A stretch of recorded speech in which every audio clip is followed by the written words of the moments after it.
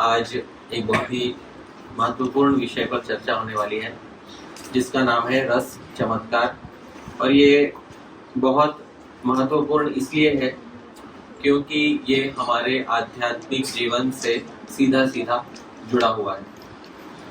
जो भी हम भक्त इस संसार में आध्यात्मिक जीवन के पथ पर लगे हुए हैं अथवा जो आध्यात्मिक जीवन के पथ पर नहीं भी लगे हुए हैं, ऐसे जो भक्त नहीं हैं, उनके विषय में एक बात दोनों के विषय में समान देखी जाती है कि दोनों के हृदय में दो इच्छाएं होती हैं। चाहे भक्त हो या अभक्त हो, दोनों के हृदय में दो इच्छाएं देखी जाती हैं। इन दो इच्छाओं को बहुत अच्छे से हमारे आचार्य श्री जीव गोस्वामी जी बताते हैं प्रीति संदर्भ में। और वो सबसे पहले आपके सामने जो कागज है उसमें जो सबसे पहली पंक्ति पर लिखा हुआ है उसमें श्री जीव गोस्वामी जी उसका वर्णन करते हैं। मैं पढ़ूंगा, मेरे पीछे पीछे आप कहिएगा। पुरुष प्रयोजनम तावत् सुख प्राप्तिर् दुःख निवृत्तिश्च। कहते हैं पुरुष प्रयोजनम। पुरुष प्रयोजन मतलब मनुष्य का प्रयोजन। सभी मनुष्यों का यही दो प्रयोजन है उनके, चाहे वो भक्त हो या अभक्त हो, उनके यही दो प्रयोजन जीवन में आपको देखे जाते हैं। पुरुष प्रयोजनम तावत्, भाई पुरुष के मनुष्य का प्रयोजन तो दो है। कौन से दो हैं वो उसके आगे लिखा हुआ है। पहला क्या है? सुख प्राप्ति, और दूसरा है दुख निवृत्ति। च मतलब और, तो सुख की प्राप्ति और दुख की निवृत्ति। निवृत्ति होता है किसी चीज को हटाना, तो दुख को हटाना, दुखों की हानि करना और सुख को प्राप्त करना। ये भक्त हो या अभक्त हो, सामान्य मनुष्यों में यह देखा जाता है। बात यह है कि यह तो पशुओं में भी पक्षियों में भी देखा जाता है कि नहीं? पशु पक्षियों में भी यह देखा जाता है। यहाँ तक कि सामान्य जो वृक्ष होते हैं उनमें भी देखा जाता है कि वे भी भरसक प्रयास करते हैं अपने दुखों को हटाकर सुखों की प्राप्ति करने का। मान लीजिए कोई वृक्ष उग रहा हो, पर जहां पर जिस दिशा में उसे सूर्य का प्रकाश नहीं मिल रहा है, क्या उस दिशा में वृक्ष उगेगा? नहीं उगेगा, क्योंकि उस दिशा में उसे सुख हो रहा है या दुख हो रहा है? दुख हो रहा है। तो जिस दिशा में वृक्ष को भी सुख की अनुभूति नहीं हो रही है, सुख का अनुभव नहीं हो रहा है, उस दिशा में वृक्ष भी नहीं उगता। और जिस दिशा में उसे धूप मिलेगी उस दिशा में वह उगेगा। कभी कभी आप देखोगे कुछ छोटे छोटे पौधे होते हैं, पर धूप एक ही दिशा से आ रही है तो उस दिशा में झुक जाते हैं। तो इसी से ही समझ में आता है कि यह तो पुरुष की प्रवृत्ति ना होकर यह तो जीव मात्र की प्रवृत्ति है। तो पुरुष प्रयोजनम ना कहकर श्री जीव गोस्वामी ने पुरुष प्रयोजनम कहने के बजाय जीव प्रयोजनम क्यों नहीं कह दिया ऐसा? तो बात यह है कि मनुष्यों में एक वस्तु विशेष है जो अन्य किसी भी योनि में नहीं है। वो है भविष्य के सुखों की प्राप्ति और भविष्य के दुखों की निवृत्ति। यह केवल एक जीवन में संभव है, और वो कौन से जीवन में संभव है? मनुष्य जीवन। भविष्य काल में जो सुख हमें चाहिए और भविष्य काल में जो दुख हमें हटाने हैं, उसकी भूमि यह मनुष्य योनि है। और इसी मनुष्य योनि में हम भविष्य काल के सुखों को प्राप्त भी कर सकते हैं और भविष्य काल के दुखों को हटा भी सकते हैं। वर्तमान काल के दुखों को हटाने में भी और वर्तमान काल के सुखों को प्राप्त करने में भी जितनी समर्थ मनुष्य योनि है, उतने समर्थ मनुष्य से नीचे जो योनियां हैं वो नहीं है। ये बात बहुत अच्छे से देखी जाती है। और मनुष्य योनि में भी जो जितना सक्षम होता है, जितना केपेबल बोलते हैं जिसको इंग्लिश में, उतनी उसकी सुख प्राप्ति और उतनी उसकी दुख निवृत्ति देखी जाती है। कोई मनुष्य हो जो बहुत गरीबी में पैदा हुआ हो, उसके लिए दुखों को हटाना और सुखों को प्राप्त करना आसान है या कठिन है? उसके कठिन है। और जो मनुष्य बहुत समृद्धि में पैदा हुआ हो उसके लिए सुखों को प्राप्त करना और दुखों को हटाना प्रायः जो है बहुत सरल देखा जाता है। पर फिर भी कभी कभी कुछ ऐसी बातें होती हैं जो चाहे मनुष्य बहुत संपन्न हो, बहुत अमीर हो, उसके जीवन में भी कभी कभी कुछ ऐसे दुख आ जाते हैं जिससे कि वो हटा नहीं पाता है। ये प्रारब्धवश आते हैं। इस कारण आते हैं प्रारब्ध। तो प्रारब्ध जो होता है, जो हमें वर्तमान जीवन में भोग कर निकालना है, उसे प्रारब्ध कहते हैं।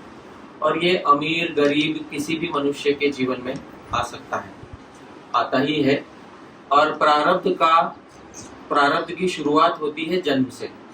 जिस क्षण हम माता के गर्भ में प्रवेश कर जाते हैं उसी क्षण से प्रारब्ध आरंभ हो जाता है और मरते दम तक वह प्रारब्ध चलता रहता है। उसे प्रारब्ध कहते हैं। प्रारब्ध, प्र मतलब प्रकर्षेण, अच्छे से, आरब्ध जो शुरू हो चुका है। प्र और आरब्ध मिलाकर क्या बन जाता है? प्रारब्ध। तो प्रारब्ध किस समय से शुरू हुआ था? जब हम इस माता की कुक्षी से, गर्भ से बाहर आ गए थे, या जब हम माता की गर्भ में प्रवेश कर गए थे, कब से शुरू हुआ था प्रारब्ध? प्रवेश करने के क्षण से ही जो शुरू हुआ था उसे क्या कहते हैं? प्रारब्ध। इसी कारण से देखा जाता है कि कुछ कुछ शिशु जो है माता के गर्भ में ही जीवन समाप्त कर देते हैं। कुछ कुछ का जीवन बाहर आने तक भी नहीं टिक पाता है, गर्भ में ही उनका अंत हो जाता है। तो ये जो है गर्भ में जिनका अंत हो जाता है वो इसलिए हो जाता है क्योंकि प्रारब्ध कर्म उनका उतना नहीं था जिससे कि वो संसार में सूर्योदय एक भी देख सके। अब समझ, एक सूर्योदय भी नहीं देखने का जिसका प्रारब्ध था, उसको गर्भ में ही जो है उसका जीवन शेष हो जाता है। तो ऐसे बहुत सारे दुखद प्रारब्ध वाले भी जो होते हैं जीवात्मा इस संसार में देखे जाते हैं। किंतु मनुष्य की ये प्रवृत्ति, दो प्रवृत्तियां देखी ही गई हैं, सुख की प्राप्ति और दुख की निवृत्ति। सुख प्राप्त करना और दुखों को हटाना। तो सुख की प्राप्ति और दुखों की निवृत्ति जो है वो मनुष्य में सामान्य, पशुओं में सामान्य यह देखा जाता है।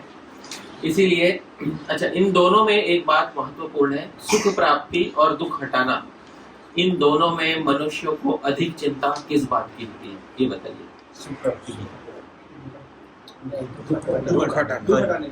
ध्यान से, क्योंकि झटके में दिया हुआ उत्तर गलत हो सकता है, समझ रहे? बहुत सोच विचार कर सूत्र लिखा गया है ना, और सूत्र लिखने वाले की जो उसका जो अभिप्राय है वह बहुत गूढ़ है। हम तो तुरंत बोल देंगे हाँ भाई सुख प्राप्त करना है।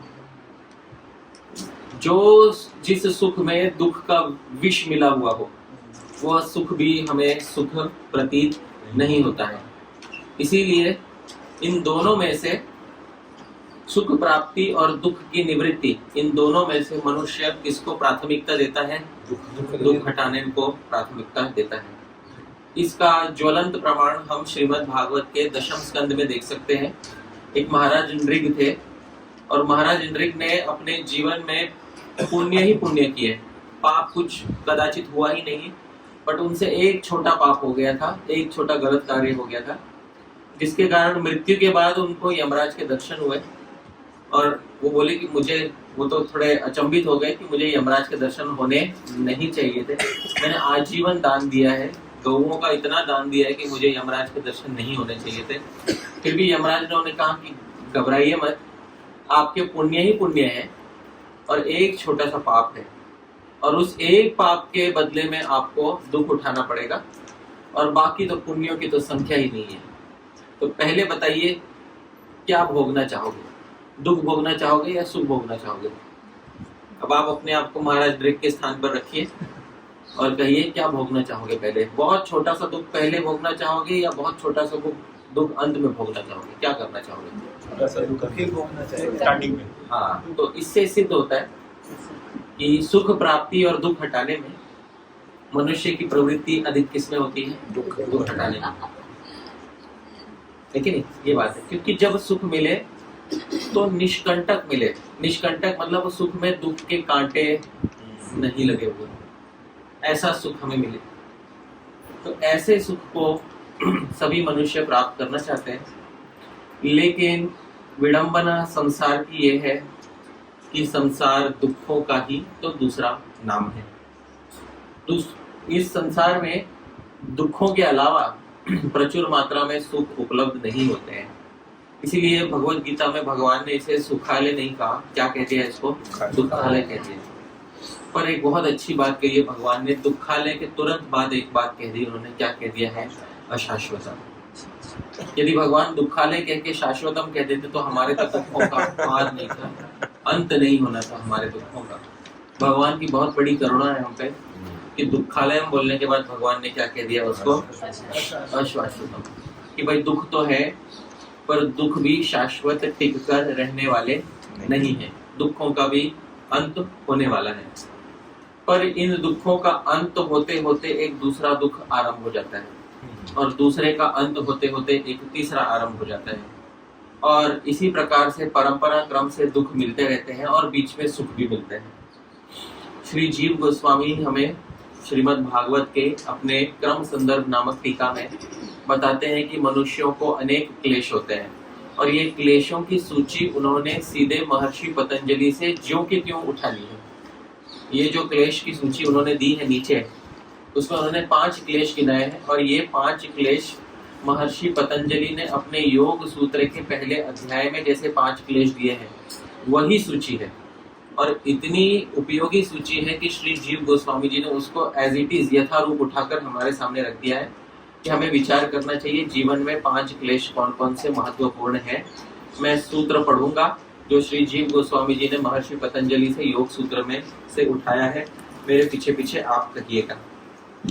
अविद्या अस्मिता राग द्वेष अभिनिवेशाः पंचक्लेशाः। श्री जीव गोस्वामी जी ने क्रम संदर्भ में श्रीमद् भागवतम 2:9:9 की टीका में यह महर्षि पतंजलि का योग सूत्र उद्धृत किया है। तो महर्षि पतंजलि ने बताया था पंचक्लेशाः, मनुष्य को जीवन में कितने क्लेश होते हैं? 5। और ये 5 क्लेश जन्म लेते ही आरंभ हो जाते हैं, ठीक है, और जन्म से पहले से भी चले आ रहे हैं, अनादि काल से चले आ रहे हैं, और जन्म लेते ही इसके बहुत सारे फल दिखने लगते हैं। सबसे पहला है अविद्या। अविद्या का अर्थ क्या होता है मैं समझाता हूँ, यद्यपि मैंने समझाया है पहले, लेकिन फिर भी मैं एक बार उसे और स्पष्टीकरण करने के लिए अविद्या समझा देता हूँ। तो जो आत्मा नहीं है उसको आत्मा समझ लेना, इसको क्या कहते हैं? अविद्या। इस संसार में बहुत सारी चीजें ऐसी हैं जो आत्मा नहीं है, उसमें हम आत्मबुद्धि कर लेते हैं, इसको कहते हैं अविद्या।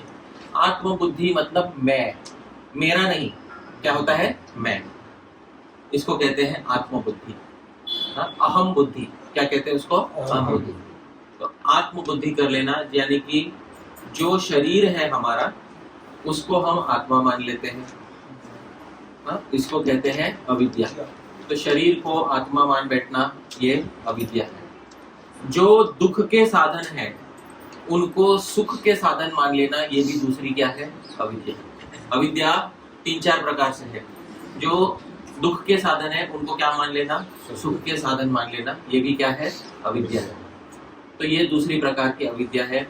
दुख के साधन संसार में बहुत सारे हैं। एक छोटा सा उदाहरण देकर बताता हूँ, और ये उदाहरण मैंने पहले भी दिया है। जैसे ऊंट जो है बबूल के पेड़ के कांटे खाता है कभी कभी, और वो बबूल के पेड़ के कांटे खाकर उसे रस आता है, उसे लगता है कि ये सुख है, पर वास्तव में ये सुख है या दुख है? दुख है, क्योंकि उसे जो रस आ रहा है वह खुद के रक्त का आस्वादन कर रहा है, इसी कारण से उसे दुख होता है। वैसे ही हमें संसार में लगता है कि ये कोई सुख का साधन है, हमारे सामने दिखाई दे रहा है, पर जो जो सुख के साधन होते हैं वो वास्तव में किसके साधन हो जाते हैं? दुख के साधन हो जाते हैं। आप इसका अंदाजा लगाइए, बहुत छोटी सी बात बता रहा हूं मैं। जैसे कि आप में से ऐसे कौन से कितने व्यक्ति हैं जिसने बड़े मोबाइल को छोड़कर छोटा मोबाइल लिया है? कि नहीं?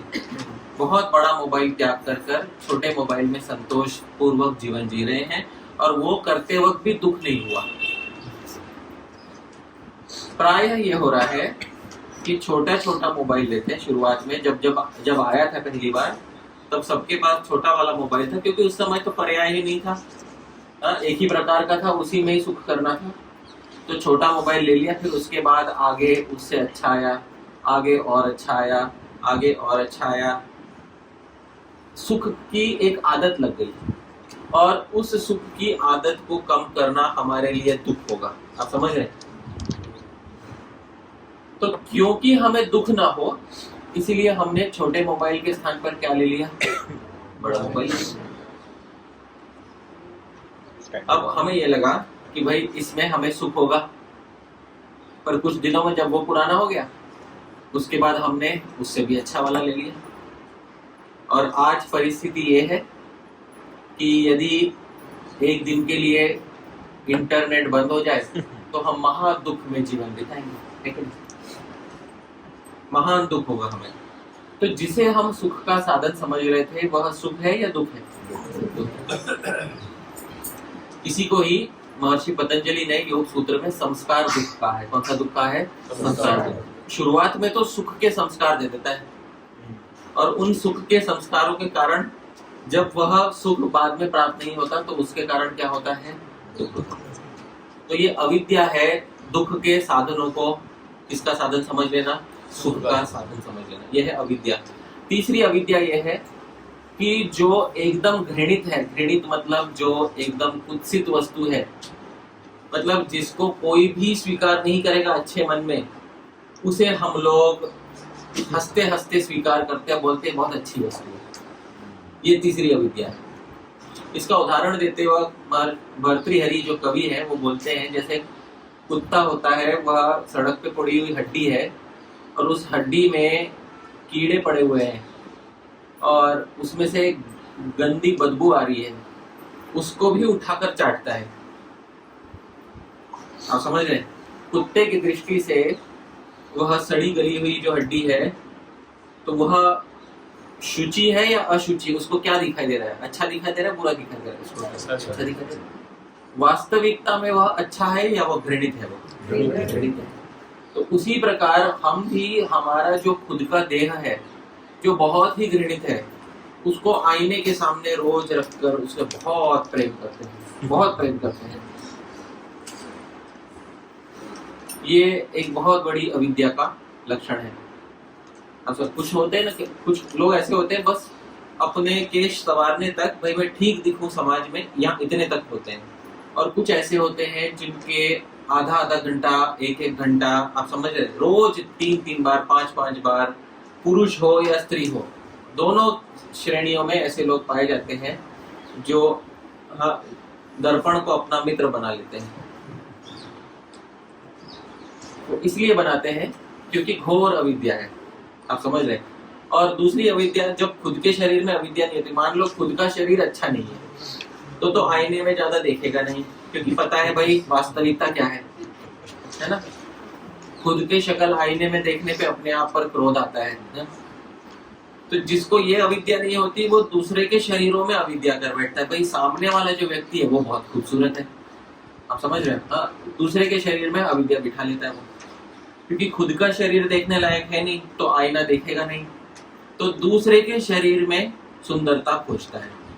ऐसे बहुत से सौंदर्य के पुजारी हमारे संसार में विद्यमान है, और जो खुद के शरीर में सुंदरता नहीं देख पाते किंतु दूसरों के शरीरों में सुंदरता खोजते हैं। दूसरों के शरीर में जो सौंदर्य है वह सौंदर्य देखना वास्तव में यह भी अविद्या का ही एक लक्षण है, क्योंकि दूसरों के शरीर में जो सौंदर्य है वह चिरकाल तक टिकने वाला नहीं है।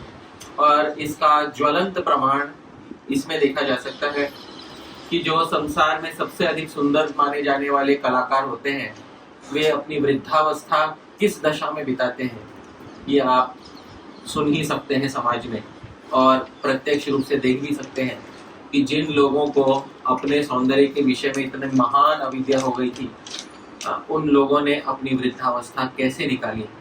जरा थोड़ा सा इतिहास के पन्नों को टटोल कर देखिए, आपको सामने आ जाएगा किंतु अविद्या इतनी भारी होती है कि मनुष्य को फिर भी लगता है भले ही इसकी वृद्धावस्था दुख में रही होगी, मेरी तो सुख में होगी। यही तो महान अविद्या है। तो ये है अविद्या। और अविद्या के बाद तुरंत दूसरा पीछे क्लेश बैठ जाता है। कौन सा क्लेश बैठ जाता है? अस्मिता। अस्मिता मतलब क्या? मेरापन। मैंपन तो हो गया, और फिर कौन सा पन? मेरापन। हाँ भाई, ये बुद्धि मेरी है, यह मन मेरा है, इससे एकात्म कर लेना, इससे मैं मेरा जो है और बढ़ जाता है।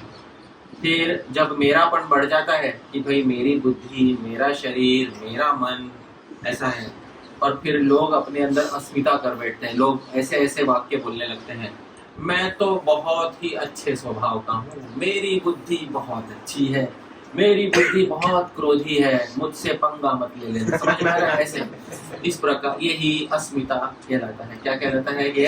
अस्मिता। अच्छों के साथ तो मैं बहुत अच्छा हूँ, बुरों को तो मैं दिखा दूंगा मैं कौन। समझ में? तो ये जो है धीरे धीरे मन बुद्धि के साथ अपनापन कर लेने से दूसरा क्लेश बैठ जाता है। कौन सा क्लेश बैठ जाता है? अस्मिता। जबकि जीवात्मा में ये सब नहीं होता है। जीवात्मा के विषय में भगवान बोलते हैं कम घातयति हंति कम। हाँ, इसको मारेगा कौन और ये मारेगा किसको? ये बोलते हैं भगवान अर्जुन को। जीवात्मा किसको मारेगा और कौन इसको मारेगा?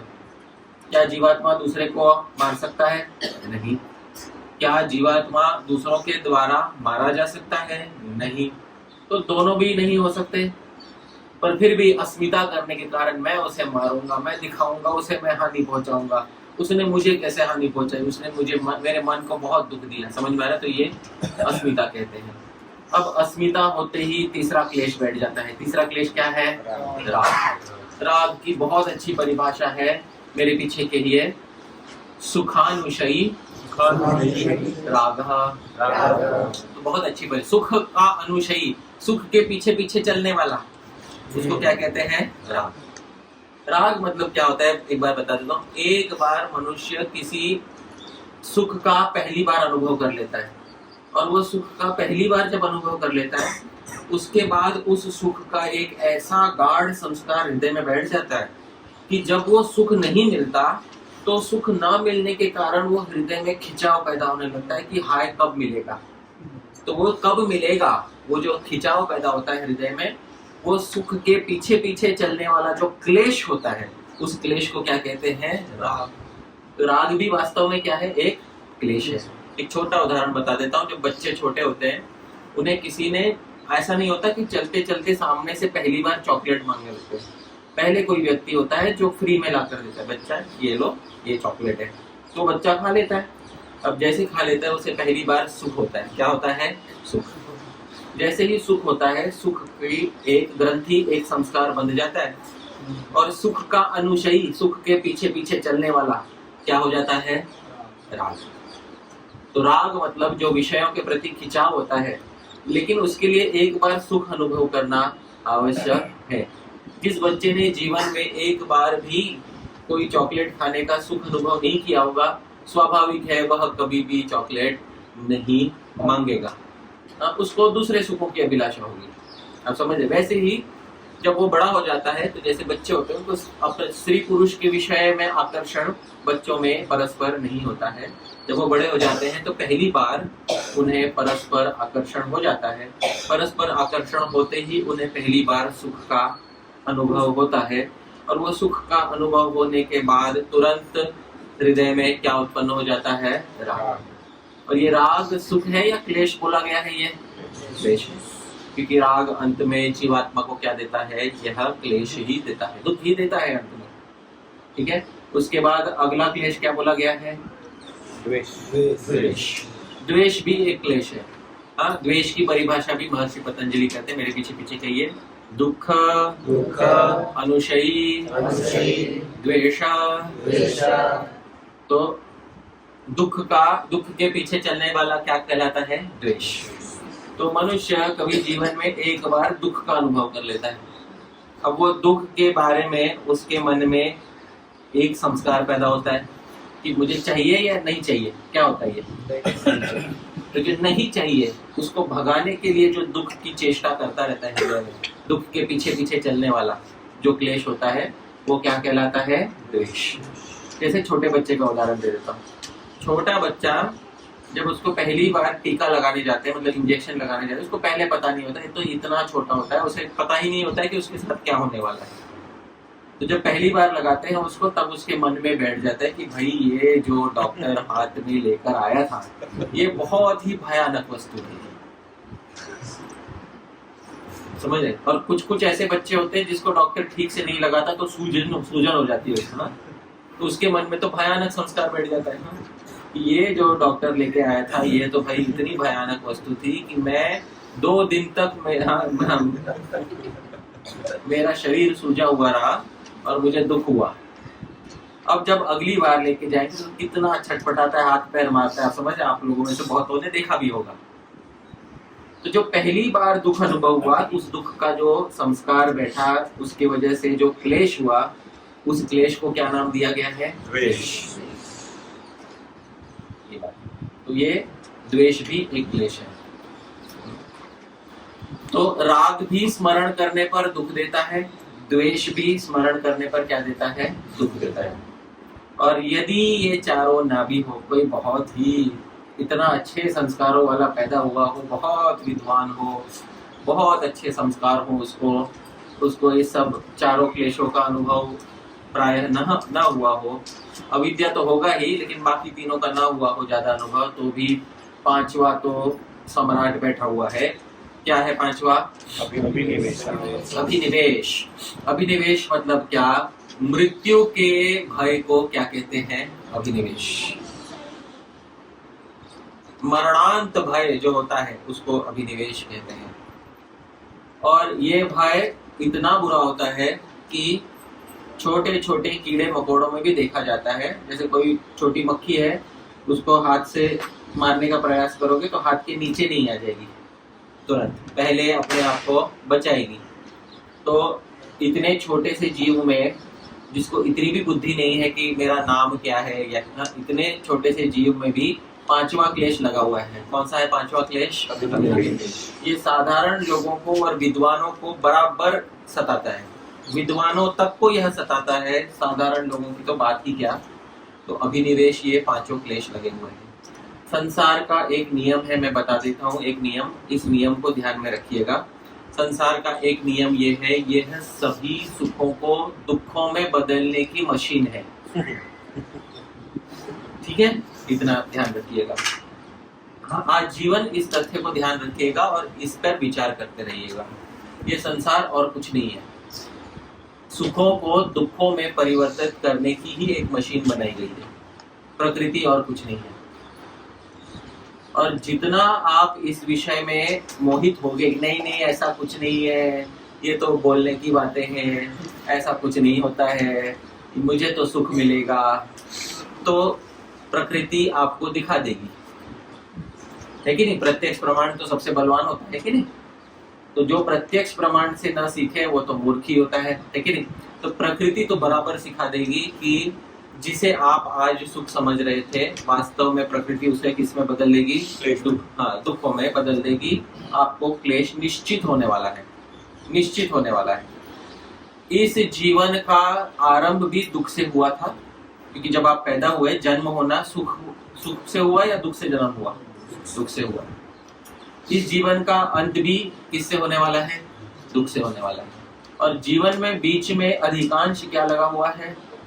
दुख लगा हुआ है। तो जिसका आरंभ दुख से हुआ, अंत दुख से हुआ, बीच में भी सराबोर है दुख, उसीलिए भगवान ने गीता में उसको क्या कह दिया है? दुखालय। ये बात जाननी है हमको। अब क्या इस संसार में कोई एक ऐसी वस्तु है जो सुख हो, पर एक ऐसा सुख हो जो दुख में परिवर्तित ना हो? आप समझ रहे? एक अगर ऐसा कोई सुख मिल जाए हमको जो सुख दुख में परिवर्तित ना हो, क्योंकि बहुत सारे लोग इतने मूर्ख हैं कि दुख में परिवर्तित होने वाले सुखों को अपना गले से लगा के चल रहे हैं। आप समझ रहे? गले से लगा के चल रहे हैं। तो वास्तव में जीवात्मा को सुख वो चाहिए जो दुख में परिवर्तित ना हो, और उसी सुख को उपनिषदों में रस कहा गया है। एक ऐसा सुख जो दुख में परिवर्तित नहीं होता, वो प्रकट होता है, अप्रकट होता है, लेकिन वो आपको एक चीज नहीं देगा, दुख नहीं देगा। ये गारंटी लिख लीजिए। इसीलिए रस जो है वो इस संसार का नहीं है। अब रस कहते किसे हैं ये भी तो जानना आवश्यक है ना। रस कहते किसे हैं ये भी बहुत ध्यान से सुनिएगा, क्योंकि जब समझ में आएगा तब आपको बहुत अच्छे से जान पड़ेगा कि हम किस चीज को हमें ढूंढना है इस संसार में। रस उसको कहते हैं जो अलौकिक चमत्कारिक सुख होता है, उसको क्या कहते हैं? रस। बहुत छोटा उसकी व्याख्या, अलौकिक चमत्कारिक सुख को क्या कहते हैं? रस। इसमें दो मैंने विशेषण जोड़े, एक उसकी संज्ञा क्या होती है, वो क्या है? अलौकिक, और दूसरा वो क्या होना चाहिए? चमत्कारिक। अलौकिक भी होना चाहिए और चमत्कारिक भी होना चाहिए। ये अलौकिक चमत्कारिक सुख जो होता है इसे क्या कहते हैं? रस। एक बहुत सरल उदाहरण के साथ मैं आपको बता देता हूँ। मान लीजिए, और ये रस जो है इस संसार में अगर आपको देखना है तो आचार्यों ने एक बात बताई है, जिसने नाट्य देखा है, नाटक पता है ना, जिसने नाट्य देखा है उसको थोड़ा सरलता से समझ में आ सकता है। अपने मन में एक नाटक की रंगभूमि, मान लीजिए आप एक नाट्य देखने जा रहे हैं। नाट्य है कि अर्जुन के द्वारा द्रौपदी का स्वयंवर, द्रौपदी का स्वयंवर था, उसका नाट्य आप देखने जा रहे हैं। और एक पूरे रंगमंच पर, जिसको हम स्टेज कहते हैं, उस स्टेज पर बहुत सारे कलाकार जो हैं अनेक अनेक पात्रों को निभा रहे हैं। उसमें से कुछ दुर्योधन बना हुआ है, एक बना हुआ है, उसमें से कर्ण बना हुआ है, उसमें से एक श्री कृष्ण भी बने हुए हैं। आप समझ रहे हैं? उस स्वयंवर में कौन उपस्थित थे? श्री कृष्ण भी उपस्थित थे। एक बलराम बने हुए हैं, बलराम भी वहां पर उपस्थित थे।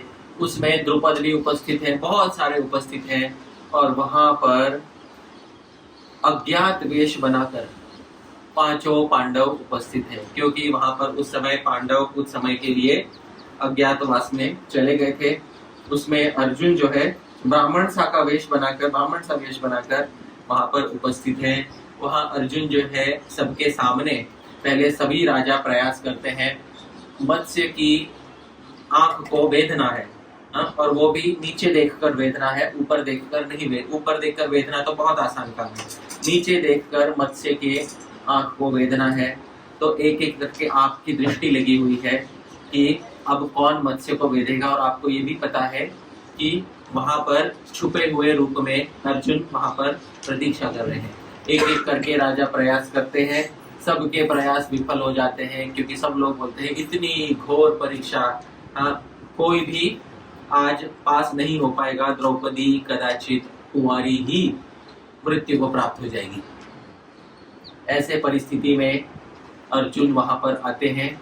उस समय पीछे से संगीत बजने लगता है, विशेष संगीत बजने लगता है। जब अर्जुन बीच में आते हैं तो विशेष वीर रस को बढ़ाने वाला संगीत बजने लगता है।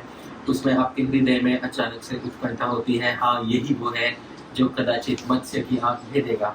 अब वो जो नट है जो अर्जुन का पात्र निभा रहा है, वो नट भी इतने अच्छे से कुशलता से उसने अपनी प्रशिक्षण ट्रेनिंग लिया है कि वो ऑन द स्पॉट वो काम करने वाला। आप समझ रहे हैं? सबके सामने वो मत्स्य की आंख भेदने वाला है। ऐसा नहीं कि वह मत्स्य की आंख नहीं भेदेगा, ऑन द स्पॉट सबके सामने वो मत्स्य की आंख भेदने वाला है। तो वो जो अर्जुन का जो पात्र निभा रहा है वह व्यक्ति जो है वह सामने आता है, और फिर सबके सामने वह नीचे झुकता है और जल में वह परछाई देखता है मत्स्य की, और जल में मत्स्य की परछाई को कुछ समय तक देखता रहता है। तो जब वह जल में मत्स्य की परछाई देखता है उस समय ध्यान से देखिएगा, जल में मत्स्य की परछाई देख रहा है, ऊपर मत्स्य जो है घूम रहा है। आप समझ रहे? और वह जल में मत्स्य की परछाई देखते ही फिर अपना तीर सबके सामने छोड़ता है और यह पूरे सभा में लाइव हो रहा है, आप समझ रहे? और सबके सामने वह तीर जाकर बच्चे का आंख भेद देता है। जैसे ही भेदता है, समझ रहे हैं, सारे जो प्रेक्षक बैठे हुए तालियां बजाने लगते हैं और आपके हृदय में एक चमत्कार की भावना उत्पन्न होती है। आप समझ रहे हैं, वाह, इसने वो कार्य किया जो अन्यों ने नहीं किया। आपके हृदय में जो चमत्कार उपस्थित हो रहा है और जो आनंद का अनुभव हो रहा है, इसको कहते हैं आश्चर्य रस। क्या कहते हैं इसको? आश्चर्य, अद्भुत रस भी कहते हैं इसको। तो ये जो अद्भुत रस, आश्चर्य रस आपके हृदय में उत्पन्न हुआ, उससे बहुत सारे लोगों के रोंगटे खड़े हो जाते हैं उस समय, और उनकी आंखें बड़ी हो जाती हैं, रोंगटे खड़े हो जाते हैं और वो देखने लग जाते हैं। वो देखते सच में मत्स्य की आंख भेदी, उसको विश्वास नहीं हो रहा है कि इस व्यक्ति ने लाइव हम सबके सामने मत्स्य की आंख भेद दी इसने। और वो इतना ट्रेंड है, इतना वो ट्रेंड, इतना कुशल है वो, उसने वो काम कर दिया। अब आप समझिए, इस समय जो आपके हृदय में संचार हुआ, एक बिजली सी कौंधी आपके हृदय में, है ना, और आपको चमत्कार का अनुभव हुआ, ये जो आनंद है, ये भविष्य में आपको कोई दुख देने वाला आनंद है क्या? बिल्कुल नहीं। आप समझ रहे हैं, ये आनंद आपको भविष्य में दुख देने वाला नहीं है। ये आनंद जो है, ये आनंद जब अपने चरम पराकाष्ठा पर पहुंच जाता है, तब उसको आचार्यों ने कह दिया है, एक नाम से बुलाया है। क्या नाम से बुलाया है उसको? रस। अलौकिक चमत्कारिक आनंद का नाम ही क्या है? रस। और इस रस को अनुभव करने के लिए आचार्यों ने दो माध्यम बताए हैं। मेरे पीछे पीछे बोलिएगा। दृश्य काव्य, श्रव्य काव्य। दृश्य काव्य मतलब एक ऐसी कविता, एक ऐसा नाटक जो स्टेज पर देखकर अनुभव किया जाता है, उसको कौन सा काव्य कहते हैं? दृश्य काव्य। और श्रव्य काव्य मतलब कुछ ऐसी कविताएं जो सुनकर बोलने वाला हमारे हृदय को ही स्टेज बना देता है, और हमारे हृदय के स्टेज पर सारे पात्रों का आदान प्रदान होता है और हृदय में ही रस जो है उत्पन्न हो जाता है। वो कौन से काव्य से हो जाता है? श्रव्य काव्य। श्रीमद् भागवत इत्यादि जब कथाएं होती हैं, और कभी कभी आपको लगता है इतनी अच्छी लीला बोली गई, कभी कभी रोंगटे खड़े, बहुत कदाचित होता होगा, बहुत कदाचित। अधिकांश कथाओं में लोग सो जाते हैं, है कि नहीं? क्यों सो जाते हैं? मैं बात बताता हूँ आपको, एक उसका कारण बताता हूँ। लोग क्यों सो जाते हैं कथाओं में? वो इसलिए सो जाते हैं क्योंकि कभी कभी कथा को सुनना उनके लिए दुख होता है। आप समझ रहे, क्या होता है उनके लिए? दुख। अरे भाई, इतना तत्व कौन सुनेगा, ये तो हमारे बाल पका देगा। हाँ, कथा के अंत तक मेरे बाल गिर जाएंगे, इतना तत्व सुनेगा। तो उन लोगों के लिए कथा सुनना सुख है या दुख है?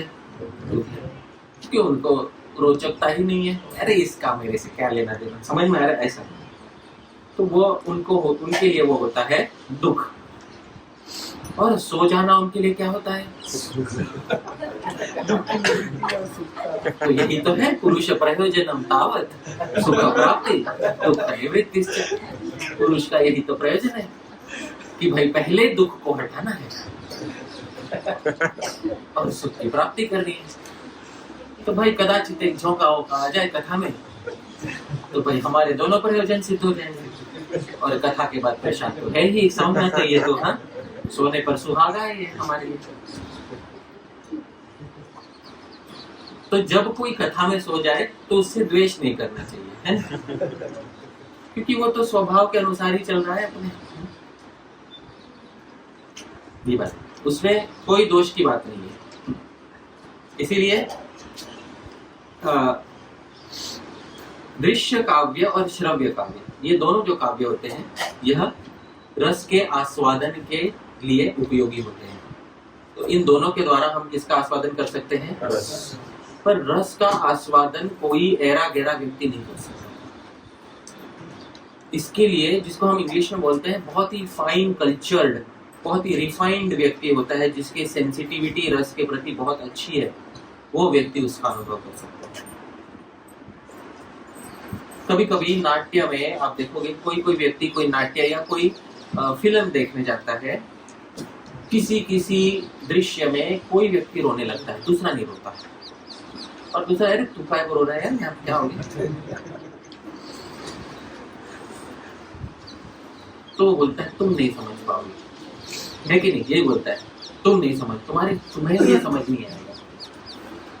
कदाचित उस दृश्य ने उसके हृदय के किसी ऐसे तार को छू लिया है जिससे उसके हृदय में रस का, भाव का संचार हुआ है। रस के पहले भाव होता है, क्या होता है? भाव।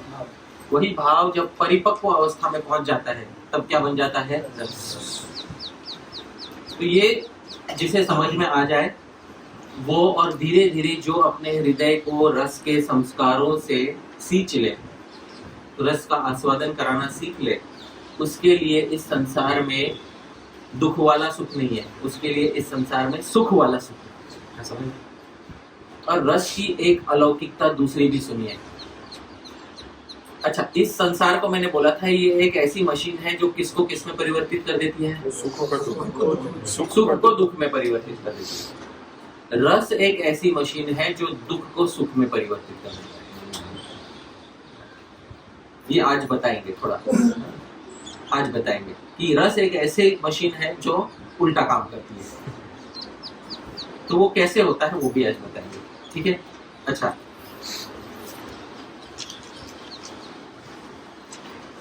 नीचे भरत मुनि जी का नाट्य शास्त्र का एक बहुत महत्वपूर्ण सूत्र है। इसे श्री कवि कर्णपुर, हमारे जो गौड़ीय वैष्णव आचार्य हैं, इसको अपने अलंकार कौस्तुभ में उद्धृत करते हैं, उसको बताते हैं। भरत मुनि का मूल सूत्र है, मेरे पीछे पीछे कहिएगा, विभाव अनुभाव व्यभिचारी संयोगा रस निष्पत्ति। ध्यान से देखिए, विभाव अनुभाव व्यभिचारी संयोगाद रस निष्पत्ति। तीन चीजों के एक साथ होने से रस होता है। कौन से तीन चीजों के पहले क्या चीज है? विभाव। दूसरी क्या चीज है? अनुभाव। और तीसरी क्या चीज है? व्यभिचारी भाव। तो विभाव, अनुभाव, व्यभिचारी भाव, इन सब के संयोग से एक चीज प्रकट होती है। क्या प्रकट होते हैं? रस। विभाव, अनुभाव, व्यभिचारी भाव क्या होता है? इसे कवि कर्णपुर समझाते हैं। नीचे बताया हुआ है, विभावयति उत्पादयति इति विभावः कारणम। रस को पैदा करते हैं, इसीलिए जो उसके कारण होते हैं, हेतु होते हैं, जिसको हम इंग्लिश में कॉज कहते हैं, हाँ, उसको पैदा करते हैं, उसको प्रकट करते हैं, इसलिए इनको क्या कहते हैं? विभाव। एक उदाहरण, जैसे मैंने बोला, अर्जुन वाला उदाहरण दिया था मैंने। अर्जुन वाला उदाहरण याद है सबको? ठीक है, सभी पात्र स्टेज पर हैं और वो अर्जुन ने तुरंत एक तीर चलाया। तीर चलाते ही वो भेद दिया, भेदते ही प्रेक्षकों के मन में एक चमत्कार उपस्थित हुआ। हाँ, अद्भुत रस कहते हैं इसको। क्या कहते हैं इसको? अद्भुत रस। पर वो रस पैदा होने के लिए रस का कारण होना आवश्यक है। रस के दो कारण हैं यहाँ पे, ध्यान से सुनिएगा। रस के कितने कारण हैं? दो कारण हैं। एक को कहते हैं आलम्बन, एक को उद्दीपन। बहुत छोटे सरल भाषा में समझाता हूँ। जो पात्र वहां पे उपस्थित है, अर्जुन, द्रौपदी इत्यादि, वो सब भी कारण है। अगर वो सब पात्र ना होते तो रस उत्पन्न हो पाता क्या? नहीं। अच्छा, तो वो पात्र भी कारण है, और वो जो घटना घटी, मछली की आंख भेदी गई, समझ में आया, वो घटना भी कारण है। तो दोनों कारण इसके लिए जरूरी है। तो जो रस के प्रकट होने में कारण बनते हैं उनको कहते हैं विभाव। क्या कहते हैं उनको? विभाव। ठीक है, तो ये विभाव है। ठीक है, और जैसे ही विभाव होते हैं, रस पैदा होने के बाद अनुभाव, रस प्रकट होने के बाद जो पैदा होते हैं उसको कहते हैं अनुभाव। रोंगटे खड़े हो जाना, आंखों से अश्रु निकल आना, है ना, और फिर वाह करके उठ, समझ में आ रहा है? ये सब क्या कहलाते हैं? अनुभाव। और फिर कभी कभी कुछ संचारी व्यभिचारी भाव भी होते हैं। व्यभिचारी भाव मतलब कुछ ऐसे भाव होते हैं जो मुख्य भावना को और पोषित करते हैं। जैसे अर्जुन के मन में थोड़ी शंका हो रही है, मैं भेद पाऊंगा या नहीं भेद पाऊंगा। प्रेक्षकों के मन में भी शंका हो रही है, भेद पाएगा या नहीं भेद पाएगा। द्रौपदी के मन में भी शंका हो रही है, भेद पाएगा या नहीं। तो ये जो सारी चिंता, त्रास इत्यादि जो साइड में आकर उसको और पोषित करते हैं, इनको कहते हैं व्यभिचारी भाव। ये तीनों मिला के हृदय के एक स्थायी भाव को पोषित करते हैं, और पोषित होने के बाद कदाचित किसी व्यक्ति में किस चीज का प्रकट, कौन सी वस्तु प्रकट होती है? रस प्रकट होती है। और ये एकमात्र ऐसा आनंद है इस संसार का जो अलौकिक आनंद है। आप जन्म जन्मांतर तक ढूंढते रहोगे आनंद, और अंत में आपको यहीं पर आना पड़ेगा और कोई आनंद नहीं है। जन्म जन्मांतर तक ढूंढने के बाद आप यहीं आओगे। समझदारी इसी में है कि इसी जन्म में यहाँ आ जाओ। बहुत जन्म मत लो, क्योंकि बहुत जन्मों में बहुत दुख भोगने के बाद जब यहाँ पर आओगे फिर उसका कोई इतने दुख भोगने का कोई अर्थ नहीं है। समझदार बन के इसी जन्म में आना वो अच्छा है हम सभी के लिए। अच्छा, नीचे कवि कर्णपुर कहते हैं, मेरे पीछे बोलिए, करुणादावपिरसे जायते यत् परम सुखम सचेतसाम् अनुभव प्रमाणम तत्र केवलम। क्षमा कीजिएगा, साहित्य दर्पण, कवि कर्णपुर साहित्य दर्पण में आचार्य विश्वनाथ कहते हैं कि करुणादावपि रसे, कुछ कुछ नाटक ऐसे होते हैं जिसमें दुख ही दुख दिखाया गया, सुख दिखाया ही नहीं गया। वेस्टर्न वर्ल्ड, जिसको पाश्चात्य देश में जो नाटक होते हैं उसमें प्रायः एक थीम होता है मेलैंकोली। मेलैंकोली मतलब कोई बता सकता है मेलैंकोली किसको कहते हैं? गाने का सैड, वो मेलोडी होता है। हाँ, करुण रस को क्या कहते हैं? थोड़ा सा रफ ट्रांसलेशन उसका हो जाएगा मेलैंकोली। मेलैंकोली मतलब आरंभ से लेके अंत तक एक दुखी भावना चली जा रही है। इसका एक बहुत अच्छा उदाहरण हमारे साहित्य में आता है, श्री वाल्मीकि मुनि कृत रामायण। आरंभ से लेकर अंत तक दुख ही दुख है। आरंभ में दशरथ जी को पुत्र नहीं हो रहे हैं, क्या है? दुख है। फिर पुत्र होते ही पुत्रों को कुछ ही समय में गुरुकुल जाना पड़ता है, क्या है? दुख। फिर गुरुकुल से आने के बाद भगवान राम को ले जाते हैं वो विश्वामित्र मुनि, क्या है? दुख है। वापस आते हैं, विवाह करने के बाद एक दिन भी राज्य में नहीं टिक पाते हैं, वापस क्या हो गया? दुख। वन में तो कम से कम सुख से रहे, वन में सुख से रह पाते हैं क्या? वहां पर भी शूर्पणखा, रावण इत्यादि आकर क्या प्रकट कर देते हैं? दुख। और फिर पूरा, अब फिर 4 महीने सीता को, चलो सीता को ढूंढने के लिए कोई मिल जाता है, सुग्रीव, और वो सुग्रीव भी 4 महीने उन्हें ऐसे ही रोक कर रखता है। सुख है या 4 महीने दुख है? दुख है। और फिर वो 4 महीने वर्षा ऋतु का, वर्षा ऋतु श्रृंगार रस के लिए सबसे अनुकूल होती है। आप समझ रहे हैं, जिसको हम रोमांस कहते हैं, प्रेम कहते हैं, श्रृंगार के लिए सबसे अनुकूल वसंत ऋतु वर्षा ऋतु होती है। वर्षा ऋतु में भगवान राम को वियोग झेलना पड़ता है सीता देवी का। सुख है अथवा दुख है? फिर उसके बाद इतना बड़ा पुल बनाना, सब बंदरों को भेजकर, वानर सेना को भेजकर पुल निर्माण करना, और पुल निर्माण करने के बाद रावण से लड़ना, उसमें इतने सारे वानरों की क्षति हो जाती है, वो सुख है या दुख है? उसके बाद सीता देवी प्राप्त हो जाती है और कुछ ही समय में पुनः वियोग हो जाता है। आरंभ से लेकर अंत तक पूरा काव्य किससे भरा हुआ है? सुख से भरा हुआ। और आपने बात में से बहुत सारे लोगों ने रामायण के नाट्य प्रयोग भी देखे होंगे। कुछ इतने दुखी करने वाले होते हैं, लोग इतना रोने लगते हैं, और फिर पूरा नाट्य खत्म हो जाने के बाद बोलते हैं बहुत मजा आया। है कि नहीं? पुनः देखने जाऊंगा। अच्छा ठीक है, पुनः क्यों देखने जाओगे मेरे भाई? पूरे नाट्य में तुम रो रहे थे, पुनः क्यों देखने जाओगे? सोच कर बताइए। हाँ, अच्छा, रस मिल रहा है, अलौकिक आनंद, चमत्कार, समझ रहे हैं? तो मुझे एक बात बताइए, कौन बुद्धिमान होगा जो इस संसार के कुत्सित सुखों को उठाएगा? आप समझ रहे, कौन बुद्धिमान होगा जो इस संसार के घटिया सुखों को उठाएगा? क्योंकि इस संसार के जो घटिया सुख हैं वो वास्तव में दुखों के ऊपर ही सुख का चोला डाला हुआ है कि नहीं? और कौन बुद्धिमान इस अलौकिक माध्यम से सुख नहीं भोगना चाहिए। ये जो रस का माध्यम है ना, इससे कौन सुख नहीं भोगना चाहिए। हमें क्या लगता है, वाल्मीकि जी के पास कुछ काम नहीं था, बैठे बैठे क्या करे, करना है कुछ काम शुरू करते रामायण लेकर, प्रभु का नाम है कि नहीं, ऐसे रामायण लिख दी गई। पहले के लोग इतने, उनके पास कुछ काम धाम नहीं था ना? रोज लकड़ियां काटो, खाना बनाओ, 3 बार खा के सो जाओ, यही थे पहले के लोग। वनवासी लोगों में क्या यही कथाएं चलती थी, समझ? ये हमारी सोच है।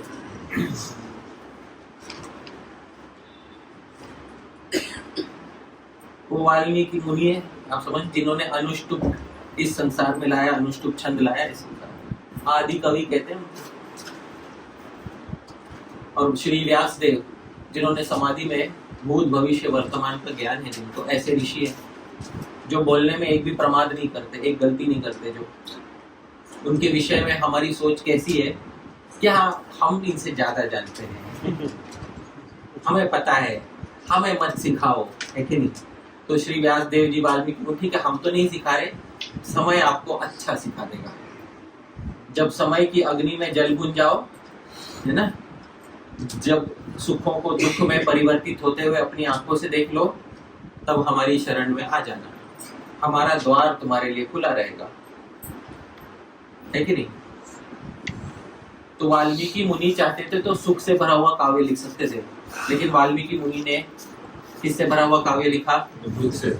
इसी तथ्य को बताते हैं, करुणादाव अपि रसे, करुण इत्यादि रस में जायते यत् परम सुखम। इसमें क्या प्रकट होता है? परम सुख पैदा होता है।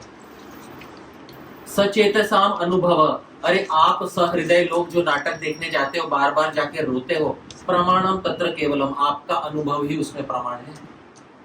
सही बात है कि नहीं? आपका अनुभव उसमें क्या है? प्रमाण है।